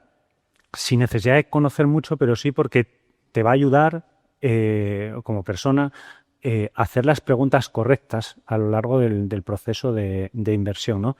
En este sentido, creo que tiene una importancia capital para, bueno, gran parte de los organismos públicos, lo comentaba aquí antes Gloria, por la parte de CNMV, y en la parte de Unicaja, pues podemos un poco presumir, por así decirlo, de haber sido pioneros en el tema de educación financiera, porque ya llevamos 20 años con el proyecto EduFinet, desde el año 2005, que vamos, mucho tiempo atrás, por el que han pasado ya más de 300.000 personas en actividades presenciales, muchos niños, muchos jóvenes, personas mayores. y que sigue evolucionando, ¿no?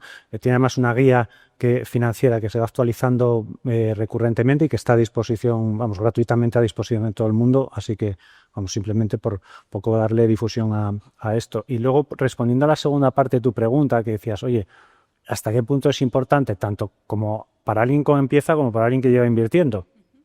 Pues es muy importante para los dos. Para el que empieza, pues lógicamente, porque es su proceso inicial de toma de decisiones, pues tener un contexto más amplio sobre cómo tiene que realizar ese proceso, qué tiene que preguntar, qué cosas son las que le tienen que preocupar. Y luego a la persona que está invertida, que ya lleva tiempo invirtiendo, pues porque le puede ayudar a no equivocarse, a tomar ciertas decisiones en momentos puntuales de evolución de los mercados, ¿no? Cuanto más sepas, pues más fácil será que no tomes decisiones incorrectas. En ambos casos, tanto quien valora empezar a invertir como quien ya está invirtiendo, ¿qué valor aporta el asesoramiento financiero personalizado? Yo creo que aporta mucho, porque, si tú tienes educación financiera, te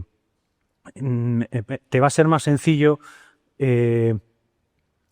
entenderte con un asesor financiero. El asesor financiero, al final, lo que te aporta es un nivel de detalle mucho mayor del que tú tienes. El mundo financiero es un mundo súper complejo. De hecho, los propios asesores financieros están continuamente formados, reciben información de los equipos de inversión, tienen una visión mucho más amplia de la que puede tener una persona, aunque tenga conocimientos financieros, porque lógicamente un ciudadano no se dedica a finanzas, ¿no? Puede prestarle un poco de atención, pero pues el que es médico tiene que estar formándose continuamente en su labor, el que es profesor, pues lo mismo, ¿no? Y aparte, pues uno tiene sus hobbies y tiene otras historias, mientras que un asesor financiero es un profesional que se dedica en exclusiva a esto, ¿no? Por tanto, su papel es muy importante.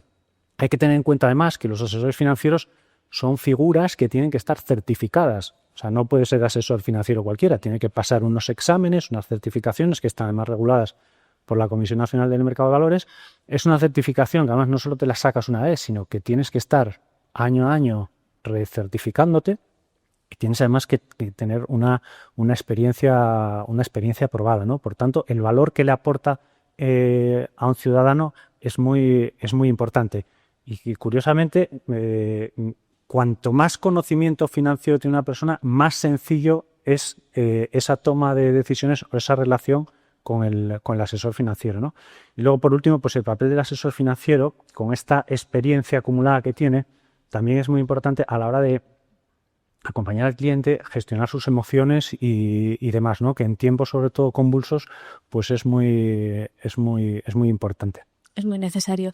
Tengo yo una curiosidad. En el caso del asesor financiero, ¿tú crees que también ayuda un poco a elevar el nivel? Evidentemente, el cliente no es un asesor financiero, sí, pero en la medida en que le preocupa su dinero y su patrimonio, al final de alguna manera te obliga también a tener un conocimiento, a aumentar tu conocimiento. Sí, claro.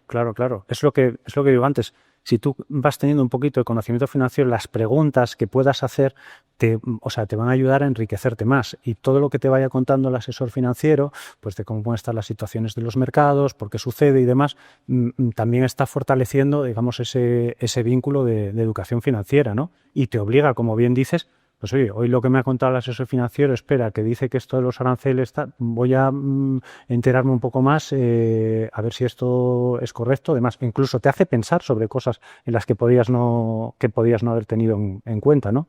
Eso también en un entorno en el que cada vez hay más productos, quizás más sofisticación en los productos, sí, y entiendo que más dudas, ¿no? Entonces, ¿cuáles son las claves a la hora de invertir con seguridad que tiene que tener en cuenta alguien? Pues mira, yo creo que se han comentado antes en la mesa anterior, que por cierto me pareció súper interesante, así que enhorabuena, a todos los que participasteis en ella.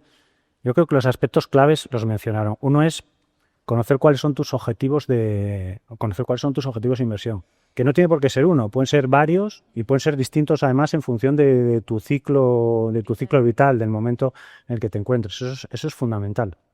Por otro lado, ya digo, como ejemplos hay muchos. Tú puedes tener como objetivo, pues eso, empezar a ahorrar para la jubilación, o porque sé que me voy a tener que comprar el coche el año que viene, o porque mi hijo dentro de 2 años se va a ir a Estados Unidos y necesito componer un patrimonio. Objetivos puede haber miles, ¿no?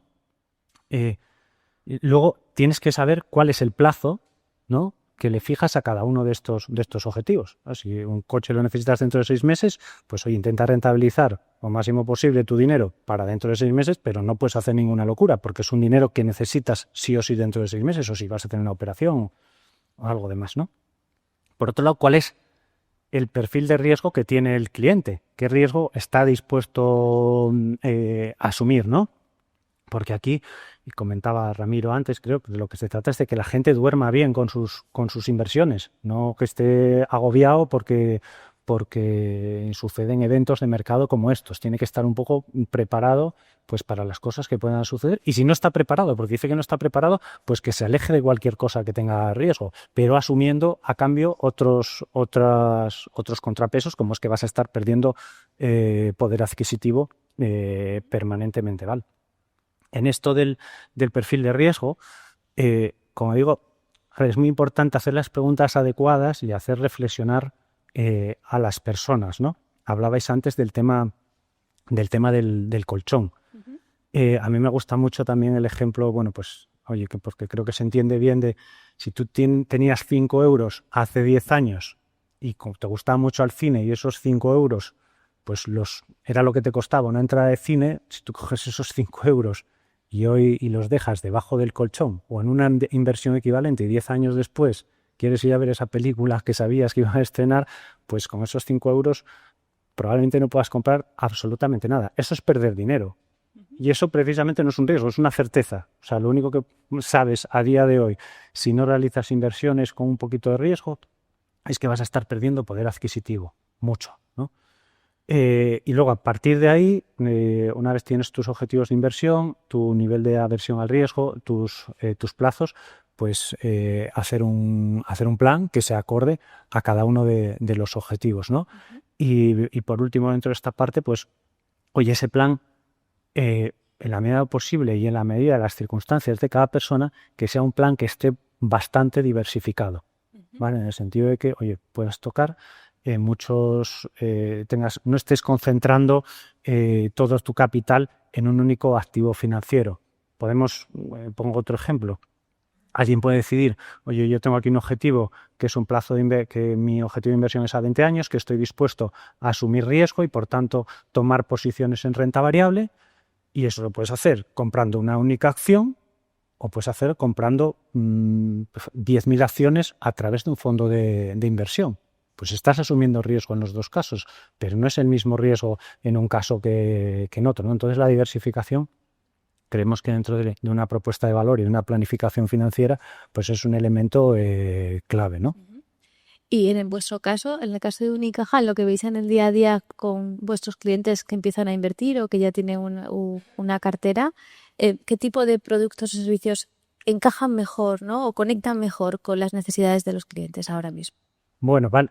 O sea, el tema de los productos y servicios va ligado un poco también a los objetivos que tenga cada cliente, ¿no? Pero dicho esto, por responder un poco a tu pregunta y no salirme porque teneras, es cierto que el perfil en España es bastante conservador, ¿vale? Se busca mucho pues fondos de renta fija, incluso a corto plazo.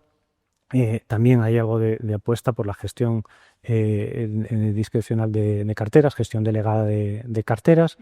Y por productos que son multiactivos, que invierten pues, bueno, en distintos ámbitos geográficos, en distintos tipos de compañías y demás, tanto la parte de renta fija como de renta variable. Pero en España, y aquí no somos distintos yo creo que al resto, el peso de todo lo que está relacionado con renta fija es muy grande, ¿no? Y la duda aquí que tenemos todos siempre es si esto es porque el perfil del español es conservador o por si no hemos sabido entre todos hacerle ver si efectivamente es conservador en función de los plazos de inversión que están previstos, ¿no? Un poco por lo que decíamos antes. A mí me dicen, yo soy conservador y lleva 25 años con dinero en un plazo fijo o en una cuenta, con el dinero en una cuenta corriente, pues lo que ha estado haciendo es perder dinero. a lo largo de 25 años, que si se hubiera hecho la pregunta hace 25 años de, oye, este dinero no lo voy a necesitar y demás, pues a lo mejor podría haber sido capaz de asumir un poquito más de riesgo, ¿no? Entonces, bueno, eso es un poco la duda. Pasa también, fijaros, en el año 2022 fue un año catastrófico para todos los activos financieros. Bajo la renta fija, la renta variable, bueno, yo creo que no había ocurrido nunca en los últimos 50 años. Para un inversor, pues es un escenario muy malo, ¿no? El año 2023 y el año 2024 fueron unos años muy buenos para los mercados de renta variable, con unas rentabilidades altas, bastante estables, sin muchos sobresaltos, incluido con guerra de Ucrania en medio. Pues lo que se produjo, yo creo que se comentaba antes, son muchos movimientos de los fondos de renta variable hacia fondos de renta fija. Claro, eso habría que ver cuáles son los objetivos financieros de cada cliente en ese momento, pero esas personas directamente lo que han estado haciendo es perder dinero porque se han perdido toda la recuperación que se ha producido en el año 2023 o en el año 2024. Igual que en un escenario reciente, pues en un escenario reciente, si reembolsas justo cuando cae la bolsa, es que te pierdes cualquier recuperación que hay. Sí. Y aquí la visión de largo plazo es siempre, vamos, fundamental. Y en este momento, con tanta incertidumbre, hablamos de aranceles, hablamos de inflación, habla de recesión en Estados Unidos, que a ver si tiene un efecto contagio en el resto de la economía mundial. Si alguien te pregunta, que estoy segura de que lo hacen cada 2 por 3, si es un buen momento para invertir y qué tengo que tener en cuenta, ¿qué le dices? Mira, yo la respuesta me parece que es muy fácil.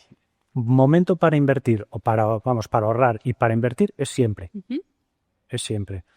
Por una, porque nadie tiene una bola de cristal de qué van a pasar las cosas, vamos, por dónde van a ir en los mercados y demás, vale, pero buen momento para invertir es siempre. Lo que tienes que fijar bien son tus objetivos financieros, eso en primer lugar, porque si tu objetivo financiero es a 20 años, lo que pase hoy pues puede estar así o puede estar así, pero dentro de 20 años ponte a mirar lo que sucedió, ¿no? Más allá de que, oye, puedas decir, vamos a empezar un poquito más conservadores o demás. Y luego, por otro lado, porque es que ahora mismo, lo que se comentaba antes de la democratización, que no es solo un tema de mercados alternativos, sino en general, cualquier ciudadano con muy poquito dinero, en muchos casos desde 6 euros, puede acceder a un abanico de productos financieros de inversión enorme, ¿no? Entonces puedes decir, bueno, pues invierto en renta fija a corto plazo, o en renta fija, o un fondo mixto, o renta variable global. Es decir, tú cuando dices es buen momento para invertir, dices, sí, luego escoge cuál es el producto que más se adecua a tu característica, pero ahorra siempre, invierte siempre, ¿no? Otra cosa es que me digas, oye, ¿qué va a pasar con la bolsa la próxima semana? Mira, no tengo ni idea, Giovanna.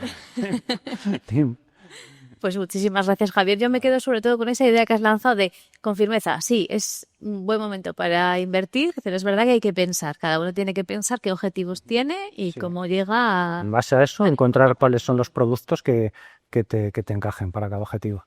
Fenomenal, pues muchísimas gracias, ha sido un placer.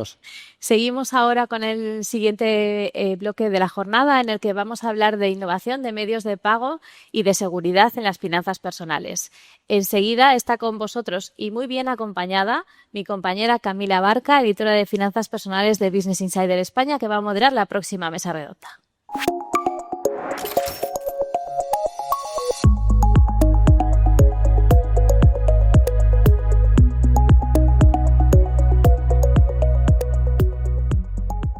Muchas gracias, Giovanna, como siempre, por la presentación. Ya nos adentramos en la recta final del evento y lo vamos a hacer con una mesa que nos va a llevar a seguir un poco más en el futuro, pero también en el presente de este combo de las finanzas y la innovación.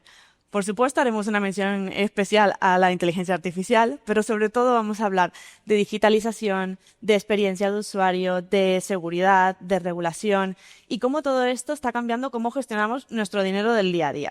Y para ello me acompañan a mi derecha Fiorella Lezama, que es Strategic Client Lead en PayPal Iberia. Bienvenida. Gracias, Camila. Encantada. Y Gabriela Orille, que es consejera independiente de Denarius y Onice. Bienvenida. Muchas gracias a vosotras. Bueno, venimos hablando de planificación financiera, de mirar también a largo plazo, pero vamos a un poco a lo que es el día a día y a cómo en los últimos años, con la innovación que estamos teniendo, ha cambiado el consumo y cómo utilizamos el dinero en nuestro día a día. Entonces, yo os quería pedir, para romper el hielo, poner un poco en contexto y que me digáis qué demanda qué necesidades tienen los usuarios en la experiencia digital y cómo están respondiendo las empresas a estas necesidades. Si quieres, Violeta, puedes empezar tú. Sí, pues el usuario en esta era digital demanda principalmente experiencias sencillas, simples, que no impliquen demasiados pasos, pero que a la vez brinden o den la sensación de seguridad. El año pasado, 2023, perdón, en España hubo un crecimiento del 23% de fraudes a nivel de cibernéticos, digamos, ¿no? Entonces, es algo que está en la mente de todos los consumidores y es algo relevante. Entonces, de la mano de eso, el poder no solamente velar por la seguridad, sino a la vez velar por la buena experiencia de compra es vital. En el caso de nosotros, en PayPal trabajamos en 200 mercados globales con más de 400 usuarios y ponemos a disposición de todos ellos este tipo de tecnología. ¿Cómo lo ves tú? ¿Has sido un out al sector y al ecosistema? Bueno, desde el punto de vista de perspectiva de neobancos, que digamos que podría ser mi expertise, pues realmente sí que es verdad que ya se ha conseguido simplicidad en todos los procesos, pero realmente lo que estamos ahora mismo es en ese what's next, ¿no? Y el what's next básicamente ya no es una experiencia simple o fácil, sino que tenemos que además hacerla o personalizarla para el cliente. Y además, como vivimos en el mundo de Instagram, también tiene que ser atractivo. Con lo cual, digamos que ya entran una serie de parámetros añadidos. Ya hemos superado, ya por fin los grandes bancos han entendido esto del mobile first, digital first, 24/7, pero ahora toda esa experiencia también tiene que ser omnicanal. Y es verdad que ahí todavía, digamos que hay ciertos roces, ¿no? Muchas veces no vemos lo mismo en una web que lo que vemos en una app. Y por tanto, ese mix y esa unión es un poco hacia donde tenemos que ir. Como digo, personalizado, atractivo y una experiencia cross a todo tipo de canales. Pero además de esto, también hay que introducir nuevos factores para la retención de esos clientes. Realmente cada vez vemos más players, cada vez existe una competencia más feroz en esta banca digital. Y por tanto también entra toda esa parte de gamificación para conseguir retener y también pues conseguir que esos clientes vayan a monetizar de un mejor modo, ¿no? Eso lo podemos ver luego, si quieres, ahondando más en todos esos modelos, cómo se ha cambiado, cómo se cobra el cliente, cómo los neobancos vamos más hacia ese modelo más freemium y bueno, cómo hay cosas interesantes que ver en esto. Sí, tenemos mucho que mencionar, la verdad. En lo que es el día a día, ¿cuál dirías que es el papel de los métodos de pago en el proceso de compra digital, por ejemplo? Bueno, yo creo que es fundamental y yo creo que antes un poco lo atisbaba nuestra compañera. Pero para hacerte el cuento corto y dado que somos de finanzas, una buena experiencia de pago incrementa un 50% de los beneficios, con lo cual básicamente es básico en nuestra experiencia. Y es verdad que ya no solo en banca, sino en cualquier tipo de negocio, el hecho de tener esos medios de pago incorporados es básico. Antes tú y yo hablábamos fuera de cómo pagas con el reloj y ya se te olvida absolutamente todo, ¿no? Pues cómo hacemos que esos métodos realmente sean seguros y que la gente confíe en esos métodos digitales, yo creo que es un poco, ¿no?, el reto que tenéis empresas como puede ser PayPal para que luego los usuarios nos sentamos cómodos. Yo desde luego soy absolutamente fan y pago casi todo con PayPal, con lo cual desde aquí gracias, porque es verdad que te da cierta seguridad en determinadas compras, ¿no? Entonces yo creo que incorporar esos nuevos modelos como los Buy Now, Pay Later y todas estas cosas creo que son fundamentales. Pero ya digo, una buena experiencia hace que el 50% de tus ventas sean incrementadas, con lo cual yo creo que habla por sí solo.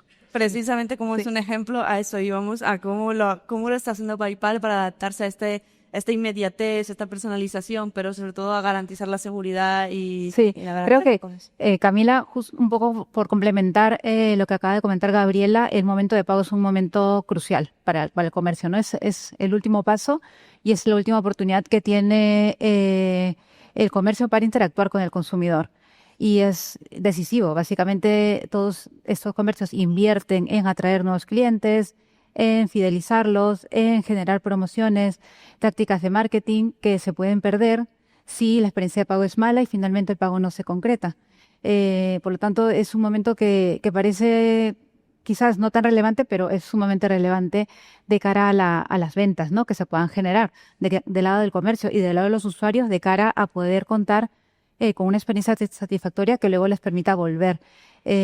Por darte un poco de estadística a nivel de España, más del 60% de los consumidores dicen dejaría el pago si encuentro un proceso lento, pasos que no sean claros, o incluso si no encuentro mi método de pago favorito. Y si vamos a la generación Z, que es todavía un poco más exigente y bastante más digital, esto incrementa al 73%. Entonces es muy, muy relevante. Y luego hablando ya, si quieres, un poco más de los métodos de pago, pues 1 de cada 3 usuarios dejaría el pago si no encuentra su método de pago preferido. Lo cual hace que pongamos mucha atención, y de nuestro lado, evidentemente, es nuestra razón de ser. Tenemos la fortuna de ser el segundo método de pago preferido en España, con alrededor del 40% de los usuarios, y esto es en base a que ponemos mucho esfuerzo en que esta experiencia sea bastante transparente y también segura, y que a la vez hoy ya con herramientas como inteligencia artificial y nuevas tecnologías podamos enriquecerla, ofreciéndoles quizás ofertas más adecuadas a su perfil, a sus hábitos de compra, ofreciendo también una mejor experiencia postventa, también basada en herramientas de inteligencia artificial que hacen que las soluciones sean mucho más eficaces, más rápidas, por lo tanto más eficientes. Y digamos que no solamente nos quedamos en esa parte del proceso, sino que estas tecnologías las aplicamos también a pasos posteriores, como por ejemplo el poder ofrecer a comercios el tracking de los pedidos, lo cual va a disminuir mucho la fricción postventa y va a poder, digamos, esclarecer cualquier disputa, cualquier situación que pueda surgir entre el consumidor y el vendedor. Mira, sí es importante el tema de la elección, que desde luego Bizum ha acabado siendo un gran driver a la hora de qué banco lo elijo, porque dado que solamente puedes tener Bizum en un móvil, sí que últimamente hemos visto cómo los neobancos trataban de esforzarse precisamente para dar ese servicio, porque esas nuevas generaciones lo que querían era el Bizum, ¿no? Entonces, cómo acaba siendo también un atractor desde el punto de vista de clientes, incluso para un banco, tener esa capacidad o no esa capacidad. Precisamente es un buen ejemplo, un caso de uso, y te iba a preguntar que cómo tanto bancos como fintechs y las empresas en general que están vendiendo los productos o sus servicios se están adaptando ante esa necesidad. ¿Cuáles crees que pueden ser las barreras que se están encontrando o cómo se están adaptando a digitalizar todo el proceso? Bueno, es que es un poco lo que hablábamos al principio. Yo creo que, y lo comentábamos también fuera de micro, bueno, con Susana en este caso, realmente como la banca tradicional de repente se ha dado cuenta de que tenía una serie de rivales a los cuales no estaba haciendo excesivo caso, ¿no? Digamos que en el mundo de los neobancos Revolut ha revolucionado, nunca mejor dicho, el nombre de toda la banca tradicional, y ahora está en todos los consejos de dirección y los comités de dirección el caso Revolut, precisamente porque ha conseguido evolucionar, ¿no? Y aquí sí que hay una parte que es muy importante, porque no sé si lo hablaremos luego, pero realmente digamos que hay una evolución continua. Cuando nosotros éramos pequeños, los bancos, por explicarlo de algún modo, eran un modelo bundling. Es decir, tú tenías absolutamente todos los servicios dentro de tu banco. En el año 2014 aproximadamente empezaron lo que se llamaban el unbundling, es decir, sacaban servicios fuera, y por eso el auge de las fintech. Y ahora volvemos otra vez al rebundling, que es un poco crear esas apps, super apps financieras, además donde los mejores ejemplos yo les empecé contando en las clases en el año 2018-2019, todavía no he visto ningún ejemplo de estos en Europa, pero sí que los tenemos en Asia, como puede ser un WeChat o un Alipay, donde realmente han conseguido ese unbundling de todo, han creado esas super apps financieras donde te puedes pedir el taxi, puedes ver la tele y si quieres hasta te compras un fondo de inversión.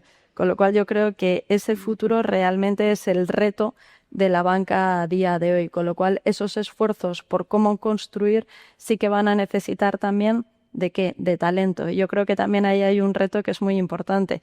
Quizás PayPal o las tecnológicas sí seáis capaces de atraer talento, pero muchas veces un banco no es lo suficientemente atractivo para las nuevas generaciones, o cómo esos bancos son capaces de atraer innovación y además retener en la misma ante los proyectos que abarquen. Con lo cual yo creo que el reto ya no está tanto en qué incluyo, sino a quién contrato para que me ayude a evolucionar los bancos tradicionales hacia este nuevo mundo.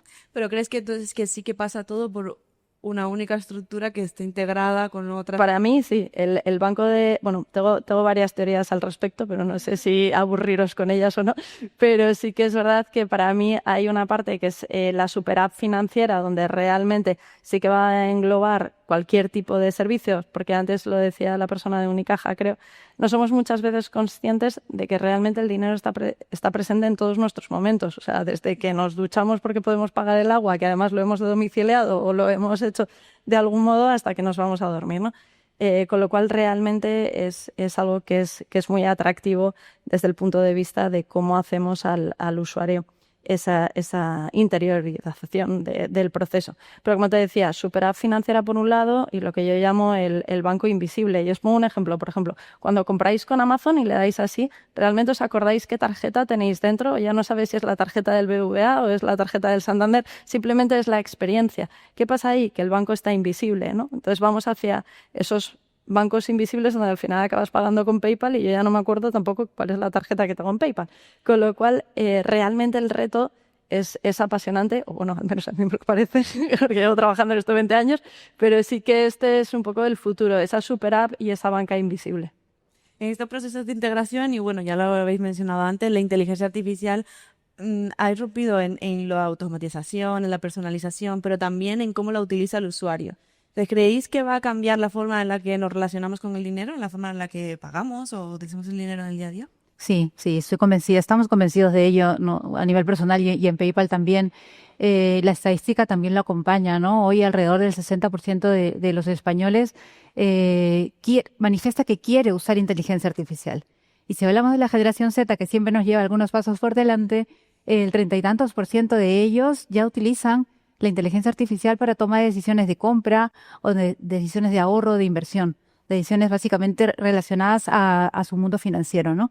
Entonces, sí, definitivamente la inteligencia artificial viene a transformar todos los aspectos de nuestras vidas y uno de ellos es las finanzas personales. En el caso de PayPal, algo que nosotros vemos que sale como respuesta un poco a esa necesidad de tener una mejor planificación de las finanzas personales es la propuesta de pagar en plazos, que permite a los usuarios una mayor flexibilidad, mayor control de su liquidez mensual y, por lo tanto, tomar decisiones de inversión o digamos, de gasto más pensadas con productos o servicios de mayor valor, que luego les va a permitir quizás hacer compras más sostenibles, porque no estoy apostando por, yo qué sé, la mesa que la tengo que cambiar en un año, sino quizás en una inversión un poquito mayor, me lo puedo permitir porque lo puedo pagar en 3 meses y sé que además me va a acompañar un poco más de tiempo. Sí. Tanto la generación Z, que lo has mencionado en varias ocasiones, como el móvil, ¿crees que también ha cambiado los hábitos de consumo? Sí, totalmente. La generación Z vive en el móvil, ¿no? Y no solamente a nivel de redes sociales o de temas más de ocio o lúdicos, sino también el día a día. Sin ir muy lejos y por contar una anécdota, la semana pasada una de mis vecinas salió de casa sin las llaves, pero no dejó el móvil.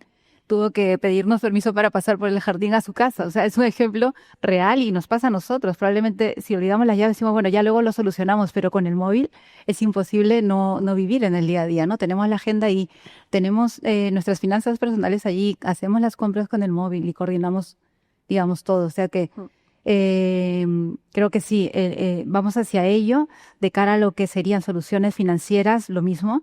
PayPal es más allá de un botón de pago. En ese sentido, queremos también brindar experiencias a los usuarios que estén relacionados a sus hábitos de consumo. Pero bueno, a nivel de la industria financiera, ¿no? Ya lo ha comentado Gabriela, yo creo que sí. Que sepas que hay un estudio que dice que 1 de cada 5 usuarios de wallets ya se deja las carteras físicas en casa y sale directamente con el móvil, con lo cual yo soy de ellos. Yo últimamente también, pero ya creo que es la edad. Sí, totalmente. ¿Cómo ves tú por esa parte el uso de la inteligencia artificial en los usuarios y también si has tenido alguna experiencia con esta IA agente que es como que también las empresas no solo implementan la inteligencia artificial sino que la ponen de alguna manera a disposición de sus empleados o de los usuarios para que interactúen con ella? A ver, desde aquí, y dado que somos todos financieros, realmente si el banco del futuro utilizara inteligencia artificial, hay estudios que dicen que incrementaría el 20% de sus beneficios, ¿no? ¿Cómo utilizaría esa inteligencia artificial? Bueno, desde un punto de vista de experiencia de usuario, porque antes es lo que decía, o sea, que ya vamos a la ultra personalización, ¿no? Y cada vez lo estamos viendo más, cada vez estamos viendo cómo los bancos y las grandes corporaciones están contratando a gente experta en temas de data.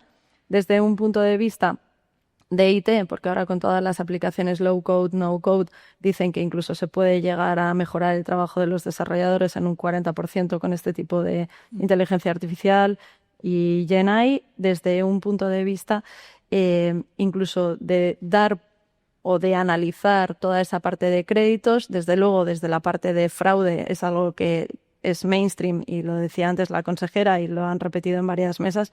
Realmente la cybersecurity es una de las cosas más importantes que están sobre la mesa y a lo que más presupuesto se destina. Con lo cual, como digo, la IA nos puede ayudar en todos estos procesos.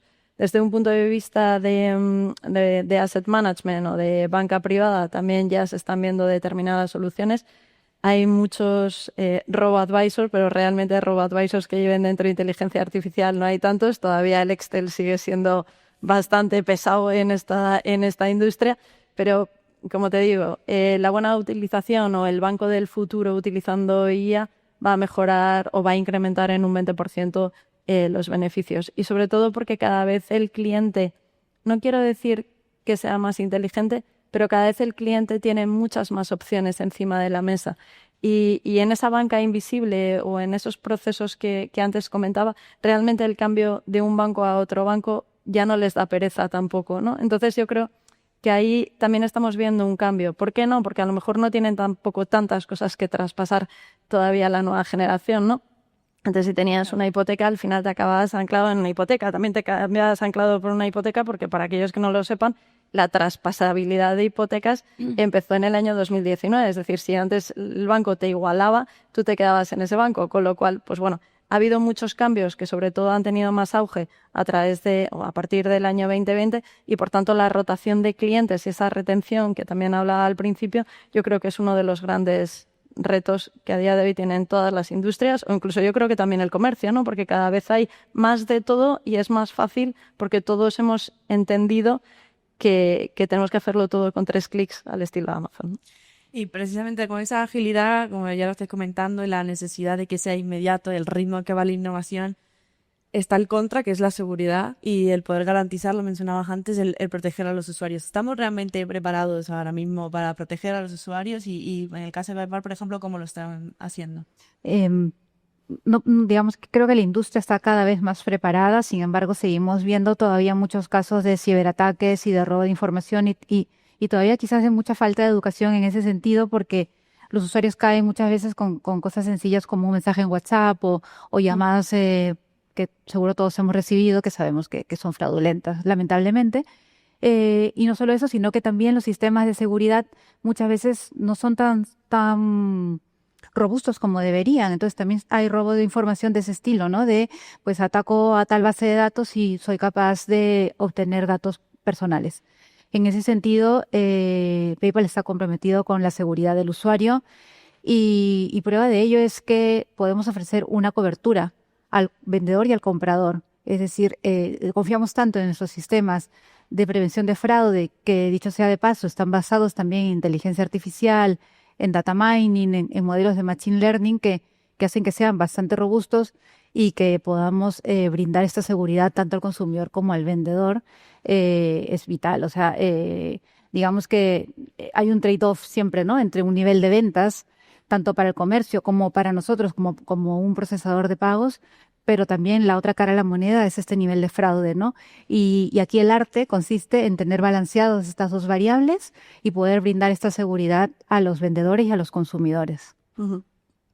¿Cómo lo ves? Si quieres añadir. No, el tema de cyber es lo que habíamos comentado y luego yo creo que también de igual forma que se ha evolucionado en la co-creación con el cliente final, también hay mucha mayor alianza entre bancos también desde el punto de vista de cyber security, con lo cual sí que hay ya no, o sea, compartir conocimientos al respecto ante esta lucha común yo creo que también es importante y es un buen ejemplo que se está haciendo.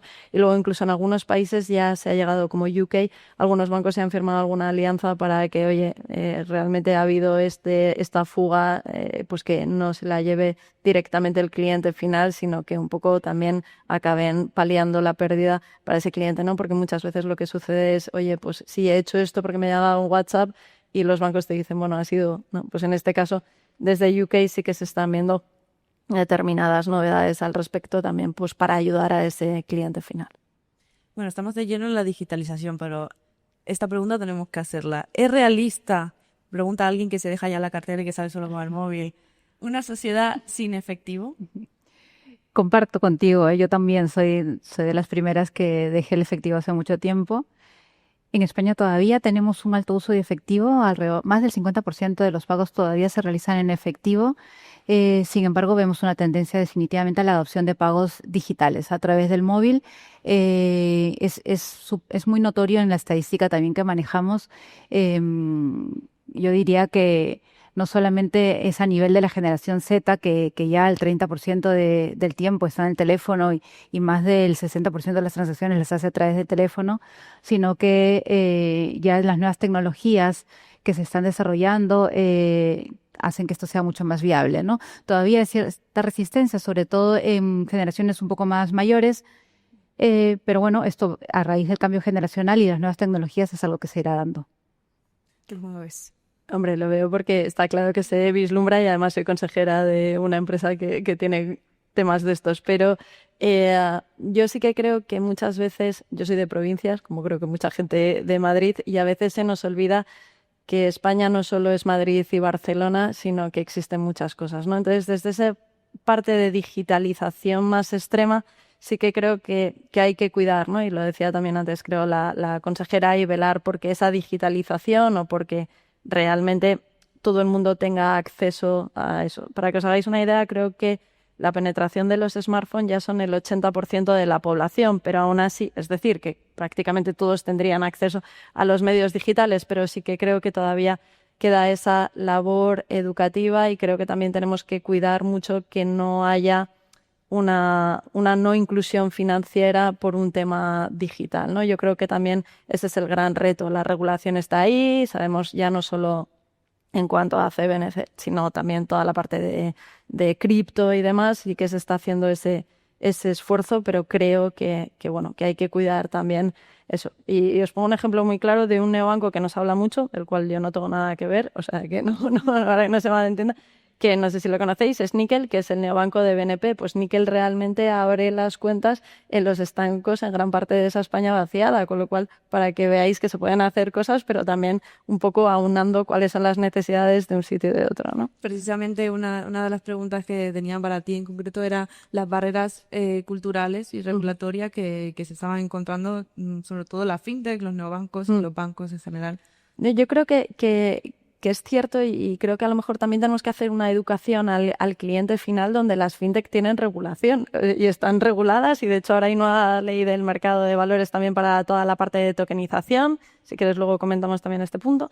Pero es que esto va muy rápido. Es decir, los que hemos sido pioneros en neobancos en España y empezábamos a hacer cosas en el año 2016, pues realmente ya estamos viendo neobancos de otro estilo. Te pongo un ejemplo, ya no de Revolut, digamos que estos pertenecen, es verdad que Revolut ha sabido evolucionar ese marketplace, pero ya tenemos neobancos de temas de cripto y ya tenemos también neobancos especializados en sectores. Es decir, esos bancos que anteriormente conocíamos, que estaban especializados en determinados sectores, ahora son los que están evolucionando y se le está dando una nueva vuelta. Desde Denarius, por ejemplo, es un neobanco especializado en profesionales de la salud, odontólogos, oftalmólogos y demás. ¿Por qué? Porque realmente son muy intensivos en temas de tecnología. Bueno, pues para darle una solución ¿Cómo? Especializada. Por eso te decía antes lo de la personalización con cores bancarios del siglo XXI, pues esa es la nueva vuelta. Los neobancos de cripto, porque sabemos que ya todo el mundo está también coqueteando, ¿no?, con este mundo y pues oye, salía en Estados Unidos hace relativamente poco que había una parte de las reservas que le iban a hacer en 5 monedas de Bitcoin, Ethereum, bla, bla, bla.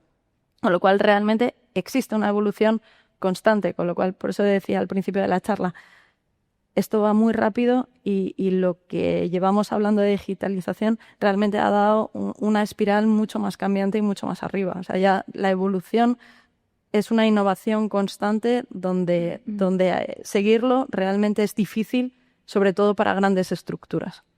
Recuperando un poco la idea de cómo empezamos el evento con la educación financiera y la planificación, desde PayPal, ¿qué les recomendaríais a los usuarios o cómo le aconsejaríais para utilizar nuevos modelos como el Buy Now, Pay Later, el comprar ahora, pagar después, pagar a plazo sin intereses, como lo tenéis vosotros y demás, para que, bueno, no caigan en endeudamiento excesivo, etcétera? Sí, primero, este producto es un producto regulado y es un producto que, digamos, lo ofrecemos para cantidades determinadas. Va desde 30 euros hasta 2.000. Entonces, lo cual hace que tampoco, digamos, incentive un consumo pues fuera del alcance de los usuarios promedio. Con lo cual, pues, brindamos, digamos, esta flexibilidad, que es lo que buscamos, darle flexibilidad a los usuarios, a los consumidores en base a sus hábitos de consumo.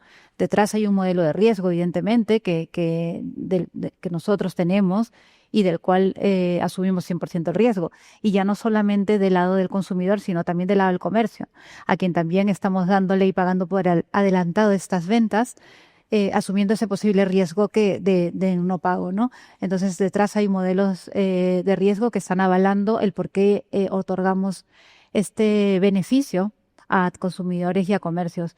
Y creo que en ese sentido, antes lo mencionaba, ¿no?, más del 70% de los usuarios comentan que pueden realizar compras de mayor valor, pero del lado de los comercios también sabemos que el 60% de los comercios que han implementado el Pay Later pueden ver incrementos en sus niveles de venta y en sus niveles de recurrencia, con lo cual también estamos ayudando, digamos, a este lado, al otro lado, a la otra cara de la moneda. Estamos convencidos de que es una herramienta que viene para quedarse y que además está diseñada justamente como respuesta a la demanda que vemos en el mercado. Y si nos vamos ya del día a día a, de nuevo, el ahorro y la inversión, ya sabes que es muy fuerte. El mío también. Si lo has mencionado de pasada, no lo voy a dejar escapar. ¿Qué es la tokenización de activos, lo primero? Y lo segundo, ¿crees que puede impactar en la democratización de la inversión, Sí. ¿verdad? Y en sectores pues como el inmobiliario, que en España es un must, como han mencionado antes también. A ver, tokenizar al final lo que hacemos es representar vía tokens, representaciones digitales, ¿no? Y por lo tanto lo que conseguimos es que hagamos líquido, sobre todo cosas ilíquidas, ¿no? Entonces, ¿qué conseguimos con la tokenización? Bajar barreras. Es decir, yo sí que creo que es un gran democratizador de la inversión. Hablaba antes Crescenta de la parte de los productos alternativos, pero para mí incluso esto es una vuelta más que son complementarios, incluso no para nada uno u el otro. Entonces sí que estamos viendo ejemplos en la parte inmobiliaria y para mí este es un punto que es muy importante porque es el futuro de la llamada cuenta de valores. No sé si lo saben, pero generalmente existe una cuenta de efectivo, ahí haces las transacciones, compras, ventas, data, y luego tienes la parte de la cuenta de valores donde tienes los fondos, tienes las acciones. Bueno, pues para mí el futuro será esa cuenta de valores, no sé si llamarla 3.0, donde tengamos las acciones de Telefónica y a la vez tengamos un trocito de un edificio en Miami, ponte. Es decir, ese va a ser el futuro. Tenemos que seguir innovando. Democratizamos la inversión en el año 2017 y 2018 al conseguir que se pudieran comprar Vanguard desde 10 euros y fondos indexados y hacer a la gente conocedora de lo que era un fondo indexado. Bueno, pues ahora hay que darle una vuelta más de tuerca y hay que ir hacia esa tokenización que nos va a permitir, como digo, hacer líquido lo ilíquido. Y eso me parece que realmente en este siglo XXI es parte del futuro. ¿Sobre qué carriles van? Sobre los del blockchain, que esto además para lo que sean las gestoras, los asset managers, es muy importante porque también va a producir un ahorro muy grande de costes. No sé si habéis visto, pero la CEO de Franklin Templeton ya hablaba en Davos, bueno, lleva hablando mucho tiempo del blockchain y del gran impacto que significa en costes, con lo cual, si a esa inteligencia artificial, que antes hablábamos del 20% superior a los beneficios de un banco, le ponemos también esa parte de blockchain, tanto para el banco como para el consumidor final, realmente es un win-win. Y este es el mundo de la IA y del blockchain. Nos voy a pedir una única cosa de todo el bloque y de todo el evento porque va a ser muy difícil seguro, pero sí, antes nos recomendaron cómo planificar, cómo aumentar nuestro nivel de conocimientos financieros. ¿Qué les recomendaríais a los usuarios que necesitan lo básico para gestionar sus finanzas de forma digital, de una forma eficaz y personalizada, pero sobre todo segura? Bueno, yo diría que confiar en plataformas seguras. Y en plataformas que a la vez te brinden flexibilidad para poder administrar estas finanzas personales y no dejarte tener control, digamos, en estas finanzas personales, no tanto del lado del ahorro como del lado del gasto. Bueno, yo creo que educación. Llevamos abogando por educación desde que yo era pequeñita y creo que todavía falta mucha educación financiera. Hablaban antes del asesor financiero. Y yo creo que es muy importante que cada uno tomemos conciencia de dónde estamos y cuáles son nuestras etapas vitales, por decirlo. No es lo mismo alguien que todavía no esté trabajando, alguien que ya esté trabajando, alguien que tenga sus negocios propios. Y, por ejemplo, me estoy pensando ahora en los odontólogos, ¿no? de que forman parte de Denarius. Pues al final muchos son empresarios que tienen ese legacy y que van a legar, van a legar a sus familias probablemente su negocio. Oye, pues ¿cómo hago esa traspasabilidad? Toda la parte de sucesiones, incluso cómo planifico cuando ya no esté, ¿no? Todo ese roadmap vital también tenemos que pensarlo, con lo cual para eso yo creo que es importante que tomemos conciencia de quiénes somos y qué es lo que queremos y cuáles son nuestras metas presentes y futuras.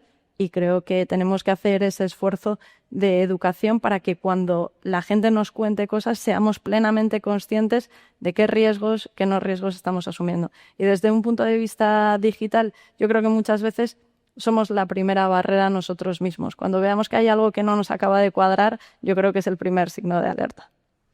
Muchísimas gracias a las dos y gracias al resto de ponentes y, por supuesto, en especial a nuestros colaboradores, a nuestros patrocinadores, a Crescenta, a Banco Mediolanum, a Unicaja y a PayPal. Gracias por participar en el evento también y por aportar aún más conocimiento, por seguir divulgando. Me encantan todas las ideas que hemos comentado desde la planificación hasta cómo utilizamos nuestro dinero del día a día y tengo muchas notas ya tomadas y por tomar.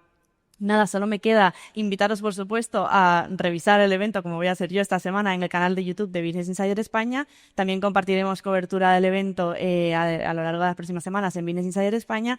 Y tenéis que apuntar el próximo 6 de mayo, que es nuestro siguiente evento de sostenibilidad y liderazgo, Let's Do Better Capitalism. Allí nos vemos.